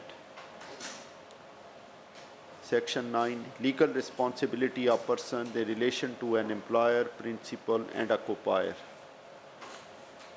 Subsection 1, the rights and duties of an employer, principal or occupier under the code are exercised by, in the case where an employer, principal or occupier is a natural person, that natural person, ऊपर चलें. In the case where an employer or principal is a legal entity, every person who was in charge of and was responsible to the legal entity for the conduct of the business of the legal entity. Subsection 2, a person in clause A of subsection 1 includes a reference to an heir, successor or assignee as the case may be of such person or body. Subsection 3. Explain कर देंगे ये 2A जो आप कर रहे हैं. Subsection includes a reference to an hirer, मतलब उसका जो सक्सेसर है वो साइन ही है एज अ केस में भी. अब ये भी वही चक्कर है कि सक्सेसर तो दाना खास्ता फौत हो गया, सक्सेसर आ गया उसका, तो उसको तो कुछ पता ही नहीं है, तो उसको क्या करेंगे आप? The rights and duties are principal or occupier.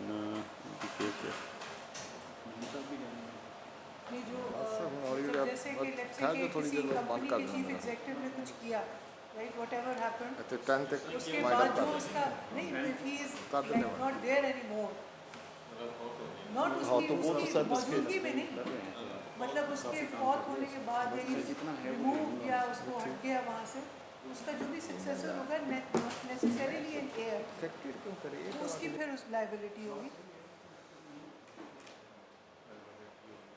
मतलब किसी तो कोई मतलब उसकी रिस्पॉन्सिबिलिटी होगी कि किसी वो पर law को तो follow साफ करे। ज़ाहिर है वो जाएगा ना, अगर से कि उसने किसी वर्कर का या किसी का कुछ देना है तो किसी पर तो वो रिस्पॉन्सिबिलिटी जाएगी ना, अगर वो नहीं रहता। केसेस में कंपनी स्टैंड करती है ना, जो कंपनी जो होती है वो सक्सेसर जब आता है तो ज़रा कंपनी रिस्पॉन्सिबल होती है, सक्सेसर उसको ज़रा रिप्रेजेंट कर रहा होता है। बहरहाल इसको देखना चाहिए, हम भी अपने लॉयर से देखेंगे इसका क्या मतलब हाँ बनता है। ज़रूर दे, और हम भी नोट करते हैं।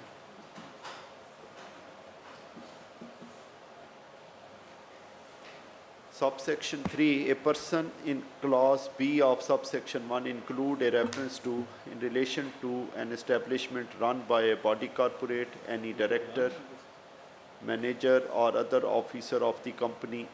B, in relation to an establishment run by a partnership, a partner. C, in relation to an establishment run by or under the authority of any department of the government, the authority appointed in this behalf, or where no authority is so appointed, the head of the department. D, in relation to an establishment run by or on behalf of a local authority, the officer appointed in this behalf, or where no officer is so appointed, the chief executive officer of that establishment. E, in relation to any legal entity not referred to in clause A to D, a person who makes or participates in making decisions that affect the whole or a substantial part of the business of the legal entity. F, and an agent. A person in subsection 1 shall exercise due diligence in relation to duties under the code to ensure that the employer complies with the duties in accordance with section 413.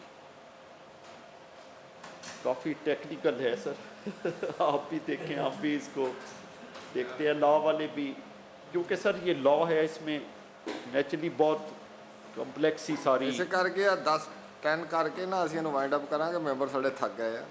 Definitely खत्म नहीं हो रहा इन्ना का हाथ में तो क्योंकि सर इसकी लैंग्वेज, इसको सारा वो कंप्रीहेंड करना भी सर बड़ा ज़हनी मुशक्कत है।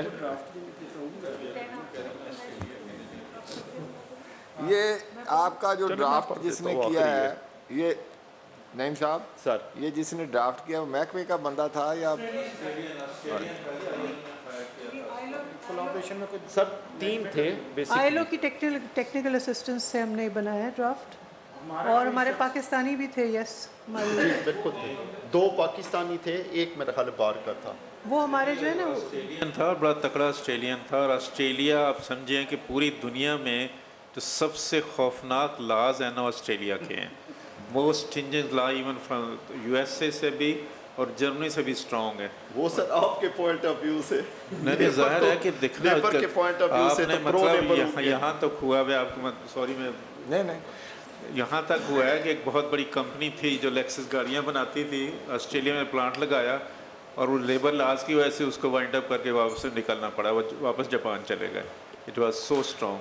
तो लॉज के लेबर लॉज के मामले में Australia is the worst country है। पता नहीं आईएलओ ने उसको क्यों सेलेक्ट किया है, और लैंग्वेज उसने वो लगाई है कि मतलब चंगे बिले वकीलों को चकरा दे। वो ऑस्ट्रेलियन वो एक सिर्फ था, बाकी और भी थे, लेकिन ये कि इशू ये कि अब देखिए हम तो दूसरी एक्सट्रीम थे। anyway, जहाँ वो हमने तो अपने मुताबिक डालना है ना, इसे हम डाल लेंगे, ठीक है ना?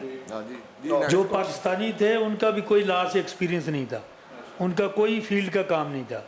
एक एनजीओ का था इफ्तिखार साहब, दूसरे राजा फैज़ साहब ईओबीआई के मुलाजिम थे, और उनकी थोड़ी सी सर्वर एज ए सीएलए थी, उनका कोई लॉ का एक्सपीरियंस नहीं था।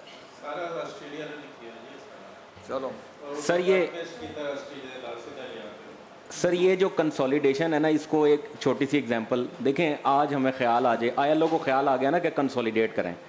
आज हमें ख्याल आ जाए कि जी ये तमाम जो रेवेन्यू लॉज हैं, मसलन एक बंदे ने प्लॉट ख़रीदना है, तो ये जितने भी प्लॉट ख़रीदने वाले एक्ट्स हैं ना, इनको इकट्ठा कर दो, कंसोलिडेट कर दो। तो सर आप मुझे बताएं कि एक कोऑपरेटिव सोसाइटी एक्ट और जो प्राइवेट सोसाइटीज़ हैं या रेवेन्यू लॉज हैं, हम उन सब की डेफिनेशंस को उठाकर एक कोड के अंदर डाल दें और हम उसको जस्टिफाई करने की कोशिश करें, क्या ये पॉसिबल है? सेम इसी की ये एग्जांपल है सर। देखें, ये एक बहस है, एक जो उसके हक में है वो दलील देंगे कि 20 कानून है, किसके साथ हम एग्जीक्यूट करें, ये भी एक बहस है। तो उसके जो इसके हक में दलील दे रहे हैं वो ये कह रहे इन सब को इकट्ठा करके कोई एक स्पेसिफिक कानून हो जिसको देखते, जिसमें ये सारी प्रोविजन जो आ जाएं, तो इसमें बुराई कोई नहीं अगर वो हाउसिंग वाले भी आ जाएं, एक जगह इकट्ठी हो जाएं। हमारा जो मुल्क है ना, ये ओवर जो इसमें है लेजिस्लेशन जो है, इतने कानून है, पता नहीं किस पे अमल हो रहा है, किस पे नहीं अमल हो रहा। मेरे नॉलेज में नहीं था, ये 15 दिन पहले मेरे नॉलेज में आया। मैंने सेक्रेटरी साहब से कल डिस्कस किया कि यहाँ एक कानून मौजूद है तमाम अदारों के लिए कि आप पहले पब्लिक सेक्टर ही हम समझते थे कि आपने 3% लोग जो हैं आप डिसेबल आप रखने के पाबंद हैं। अब वो जब डीपली मैंने देखा है तो वो उसमें प्राइवेट जो है वो भी उसमें शामिल हैं, वो सारे पाबंद हैं उसके। तो मैंने तो नहीं किसी को देखा उसके मुताबिक अमल करते। तो है हमने किया हुआ है, लेकिन वो छोड़े होगा नहीं। मेरी गुजारिश सुने, असल में देखें, मैं दूसरा एक सेकंड लूँगा आपका। देखें, जो मुल्क इस वक्त सबसे ज़्यादा तेज़ तरक्की कर रहा है ना वो चाइना है, और चाइना में जो लाज जो है ना वो इंतहाई शरीफाना किस्म के हैं, और जो सोशल सिक्योरिटी सिस्टम है वो गवर्नमेंट की है सारी की सारी चीज़ें, और जो इन्वेस्टर उधर जाता है उसको बहुत ज़्यादा रिस्पेक्ट की जाती है। ये जो लाज है ना ऑस्ट्रेलिया के जो आपने पकड़े हैं, ये लाज मैंने जैसे अर्ज़ की थी, ये एम्प्लॉयर को जो मतलब फैक्ट्री लगाने जा रहा है इधर, उसको इतना बांध रहे हैं कि मुझे बताएं कि हर जगह पे जाके आप उसको पकड़ रहे हैं, ज़रा सा भी हिले इधर से भी अंदर होगा, उधर से भी होगा, इसके ऊपर पकड़ा जाएगा, ये हो जाएगा। आप चाइना वाला ले आए ना, हम दोनों को मिला के को बना लेंगे। हम चाइना वाला ले आते हैं जनाब, बिल्कुल ले आते हैं। इसमें इशू ये है कि टाइम दिया जा रहा 3 महीने का, अच्छा था चाइना का लेके आए, उसको उसके मुताबिक करें हम। सर एक पॉइंट बहुत इंपॉर्टेंट है इसमें सर, कि क्यों हम लोग ज़्यादा कंसर्न हैं as a worker movement. Sir ये जो लेबर लॉ अभी भी बने हैं ना सर, ये मज़दूर तंजीमों की 75-80 साल की कोशिशों से, स्ट्राइक से, शोर डालने से, मतलब ये हमारी एक बड़ों की जो हमारे प्रेडिसेसर्स हैं उनकी जदोजहद से बने हैं। ये मतलब ये समझने की बात है कि लेबर लॉ एक वाहिद लॉ है जो which is not coming out of the constitution of Pakistan. ये इसकी मतलब और ये एक आइडियोलॉजी के तहत और एक जदोजहद के तहत आया है। हम सर जो यूनियन है या वर्कर जिसको निकाला जाता है, उसके पास अब एक बंदा 40,000 की नौकरी पे था, उसको निकाल दिया गया, अब उसके पास वकील को देने के लिए 20-25 हज़ार रुपये कहाँ से आएंगे? तो हमारे पास पीछे 75 सालों में जो पुराने लॉज हैं उनके प्रेसिडेंट्स मौजूद हैं। वो बेचारा मेरे जैसे को, मलिक साहब जैसे किसी को पकड़ के साथ ले जाता है, ठीक है, जो प्रैक्टिसिंग लॉयर नहीं भी हैं, वो कोर्ट में पेश होता है, प्रेसिडेंट का हवाला देता है, उसको रिलीफ मिल जाता है। एक बात इंपॉर्टेंट है जो इस चीज़ को एहसास बनाती है, हसीब क्योंकि लॉ को देखता है ज़्यादा, मैं प्रैक्टिसिंग लॉयर नहीं हूँ, लॉ ज़रूर किया है मैंने भी, लेकिन ये कि जब ये कोड आने तो पिछले प्रेसिडेंट सारे ख़त्म हो जाने हैं, ठीक है sir, which will increase the cost of justice as well. मतलब अगर मैं और हसीब या कोई पेश होकर मसला हल कर रहे थे, अब वकील चाहिए जो इसको टेक्निकलिटी को समझेगा, this is also going to increase. तो हम लोगों के जो कंसर्न्स हैं वो इसलिए नहीं है कि हमने बस कि महकमा बना रहा है तो हम इसके खिलाफ हैं, हमारा ये भी डाल देंगे ना कि वो क्या कि उसको भी ज़रा जब इसको कवर किया जाए तो देखा जाए कि प्रेसिडेंट जो पुराने हैं उनका फ़ायदा लेबर जो मूवमेंट है उसको होता रहे, ये ना हो कि हम लोग बिल्कुल नए सिरे पे आ जाए। सर बड़ी ज़बरदस्त बात की है, एक वर्कमैन की डेफिनेशन को सर, वर्कमैन की डेफिनेशन बनाने के लिए जो इंटरप्रिटेशन हमें सुप्रीम कोर्ट तक जाकर करवानी पड़ी है ना, इस लेबर कोड के बाद सर हम फिर नए सिरे से शुरू हो जाएंगे। नहीं वो हम उसको वही कंसिडर करेंगे जो आप वहाँ से लेके आए। हाँ जी आप आ जाए जी, कंप्लीट करें जी, 10 तक हम। ये सेक्शन 10 है sir, responsibilities where multiple persons have obligations where the code or any rule, regulation, award, collective agreement or order made under it imposes obligations on more than one person, each person shall jointly and severally be responsible for ensuring compliance and jointly and severally liable in the event of contravention. नहीं sir, आज यहाँ हम इसको wind up करते हैं। Next इंशाल्लाह फिर 11 से शुरू करेंगे 11 से। इस ये भी रिक्वेस्ट है अपने सारे दोस्तों से कि अगर ये किसी चीज़ पर सर इनकी रिजर्वेशन है तो ये हमें इन राइटिंग जब ये आएंगे ना साथ साथ। हाँ हाँ ठीक है ठीक है।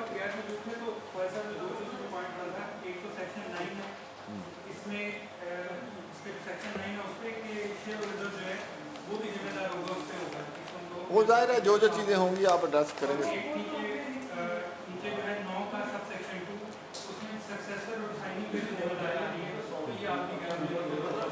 दोनों चीज़ें हमने नोट डाउन कर ली। अभी जो फर्स्ट रीडिंग के बाद फिर हम सजेशंस पे जब आएंगे ना, ऑब्जर्वेशन आएंगी, सजेशन आएंगी, सेकंड रीडिंग पे क्लास टू क्लास फिर सारे आप उस पर ये जो लेके आएंगे, हो सकता है हमें भी कुछ उस पर एतराज़ात हों। ठीक है चेयरमैन साहब एक गल करना चाहना। जी अमर साहब एक मिनट। सेक्रेटरी साहब सर एक ज़रा गुजारिश सुन लो। वो प्रीएम्बल का जो पहला जुमला है ना, a bill to consolidate simplify and rationalise the laws relating to rights of the workers and elimination of all forms of forced and compulsory labour. मैं वेख्या सरसरी जी नज़र मारी है, तो सवाल पूछने का मकसद ये कि क्लैरिटी आ जाए। मैनू किधरे मिली नहीं है फोर्स्ड एंड कंपल्सरी लेबर की डेफिनेशन इस कितने वे को हम शेयर कर देते हैं आपके साथ। ये आईएलओ की डेफिनेशंस जो है पोस्ट और कंपल्सरी लेबर की, बॉन्डेड लेबर की भी शेयर कर देते हैं। डेफिनेशंस वाले पार्ट विच नहीं हैगा जी, हम आप बिल्कुल मौजूद हैं सारी। मेरी गुजारिश सिर्फ इतनी है, ज़ाहिर है एज अ एम्प्लॉयर की तरफ से देखें लॉज को इतने स्ट्रॉन्ग ना कि ये जो लॉज ऑस्ट्रेलिया से या जर्मनी से आते हैं ना, एंड ऑफ द डे उधर कोई फैक्ट्रियाँ नहीं हैं, उधर सारी सर्विसेज प्रोवाइड कर रहे हैं। जो मैंने गुजारिश की, जो मुल्क तरक्की कर रहे हैं ना, वो इस तरह की स्ट्रॉन्ग लॉज के ऊपर कोई नहीं बैठा हुआ। और पाकिस्तान में फ़र्ज़ करें मेरे पास एक फैक्ट्री है, मेरे पास चॉइस है कि मैं जो उसमें चला जाऊँ, प्रॉपर्टी में चला जाऊँ या अपनी फैक्ट्री लगा के ये सारी मुसीबतें झीलूँ जाके। So it we have to make it simple, ताकि हर चीज़ जो है ना, वो वाला लेबर भी और वो भी फैक्ट्री ओनर जो है वो इस पास उसको काबल छोड़ें कि वो काम कर सके। अब इतना ज़्यादा कि सारा उसका सारा ऑक्सीजन ही। मेरी एक गुजारिश सर दूसरी तरफ ने तो गेंद आपके कोर्ट में फेंक दिया ना, अब आप इनको इकट्ठे करें, इकट्ठे करके इनको एक ले आए एक पॉइंट पे। सर क्योंकि ऑनरेबल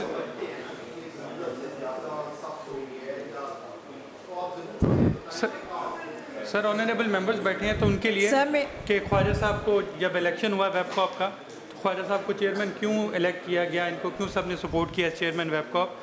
तो मैं सबके सामने मैं ख्वाजा साहब को इस पर थैंक यू करना चाहूँगा कि इनकी जितनी फैक्ट्रीज़ हैं कहीं पे भी इन्होंने थर्ड पार्टी कॉन्ट्रैक्टर के तौर पे उनको एम्प्लॉय नहीं किया हुआ, इनके डायरेक्ट एम्प्लॉई हैं। और 100% यूबीआई, 100% सोशल सिक्योरिटी। और Khwaja Sahab is one of the मेरे ख्याल से सबसे largest tax payer Khwaja Sahab हैं। तो ये मतलब ये उनमें से हैं कि जो एक्सप्लॉइट नहीं करते हैं वर्कर्स को, सबसे स्ट्रॉन्ग यूनियन से उनके साथ डील भी करते हैं, बैठते भी हैं, उनकी बात भी सुनते हैं ख्वाजा साहब। जी बहुत शुक्रिया जी आप सब शुरका की आमद का। नेक्स्ट इंशाल्लाह हम मज़ीद फिर किस दिन मिलते हैं। तो ये उस वक्त तक के लिए जो आप लोगों ने दी हैं, जो लोग नहीं आ सके उनके नाम आप सेक्रेटरी को दे सकते हैं, सबको बुलाया जाएगा, सबकी राय ली जाएगी। कोशिश करेंगे जो ख्वाजा साहब ये भी अपना काम करेंगे कि ये खुद से बाहर ही अपना मुकम्मल किसी बात पे इत्तेफाक करके आ जाए, ताकि ये हमारा काम थोड़ा कम हो जाए। सर एक मिनट उधर ही बोलने अगली मीटिंग में एक चीज़ मैं सर क्योंकि हम उनको कोट कर रहे हैं ना कि उन्होंने बनाया दिया। जी नईम साहब की बात सुन। ये सर जो बार बार बहस हुई कि जी हमें लेटेस्ट ड्रॉप नहीं दिया, सर ये हमारी वेबसाइट पर भी पड़ा है। अगर किसी को किसी को कॉपी चाहिए तो सर आकर हमसे फिजिकली ले भी ले, हमें कोई मसला नहीं है। बात नहीं करने देते।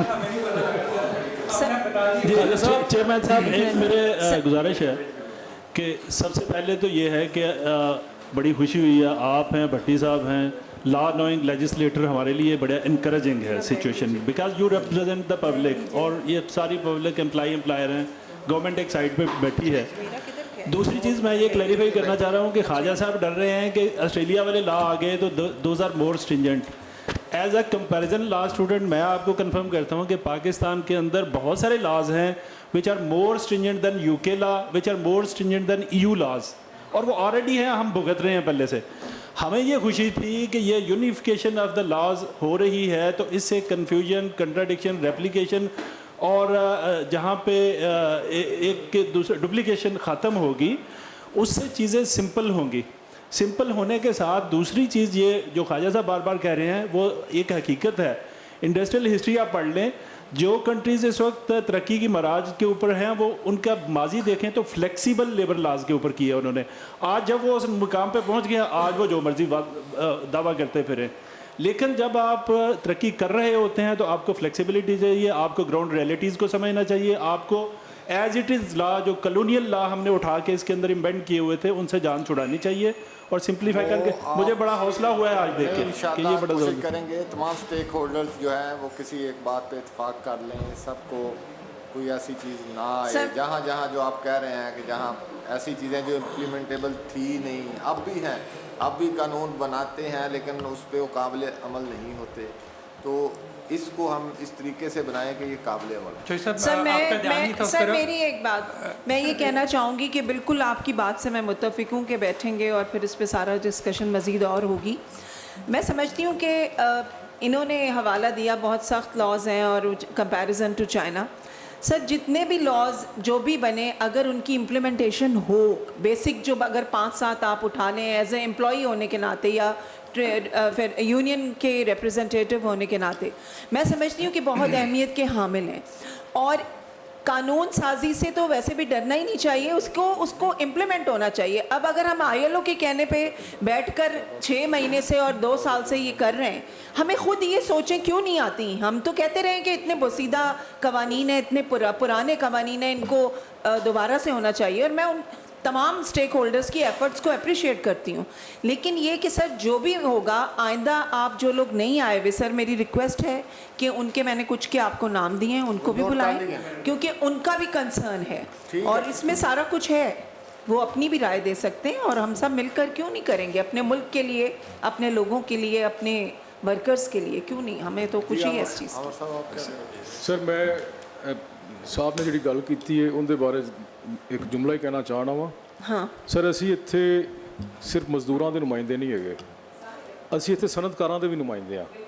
असी बैठे हाँ इस वास्ते कि इनू मजमूई तौर पर एक बैलेंस डॉक्यूमेंट बनाना है जिंदे विच बिजनेसिस भी फ्लरिश करन और मंजूर दे हकूक का भी दिफा होवे, उन्होंने भी तोहफुज मिले, विन विन सिचुएशन क्रिएट करनी है। ना ही मेरा ख्याल डिपार्टमेंट का ऐसा कोई अज़म होएगा, ना ही साडा बतौर तुहाडे नुमाइंदे का ऐसा कोई अज़म है कि असी एक पार्टी को फेवर करनी तो दूसरे का नुकसान करना है, बिल्कुल नहीं। असी ये चाहते हैं कि मुइशत का पहिया चले, उदों ही चलना है जो तुसी कारोबारी हजरात कारोबार कर सको दे। ऐसे कोई कवानीन बना दी जिंदे तुसी इन्वेस्टमेंट ही ना कर सको, कारोबार करके तुहानू जो मुनाफा ही नहीं होना, फ़ायदा कोई नहीं। इनदे नाल दूसरे पासे जिहड़े वर्कर्स ने उन्होंने दे भी हकूक का तहफ़ुज़ होना जरूरी है। तो तुसी इस गल तो मेरा ख्याल बेफिक्र रहो कि खुदा न खास्ते इत्थे कोई ना इंसाफी होगी। ये सारे नुमाइंदे बैठे ने तुहाडे।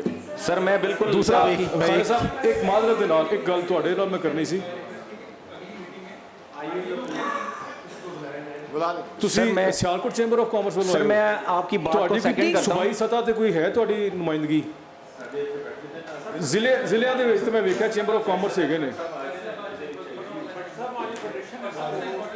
ਪੰਜਾਬ ਤੇ ਵੀ ਹੈ ਵੀ ਕੋਈ, ਤੇ ਉਹਨਾਂ ਨੂੰ ਵੀ ਬੁਲਾਓ ਤਾਂ ਕਿ ਪੂਰੇ ਪੰਜਾਬ ਦੀ ਨੁਮਾਇੰਦਗੀ ਹੋਵੇ ਇੱਥੇ। ख्वाजा साहब सारे पंजाब के वेब कॉप के सदर ने worker employees bilateral council Punjab problem है ना भट्टी साहब, असल है कि देखो यकीन करो कितने सारे मुल्क इन्ने शानदार सहूलतां दे रहे हैं to invest in their country.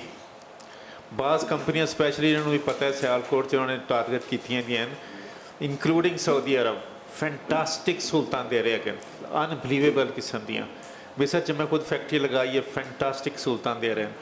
अगले वाले अगे आने वाले अफ्रीका दी कंट्रीज़ फैक्ट्रियाँ बना के तुहानू सिर्फ प्लग एंड प्ले करते पे। इतने तो सानू इंडस्ट्रीयल स्टेट मंगने वास्ते 10-10 साल चाहिए है। ਸਮਝ ਗਏ ਨਾ।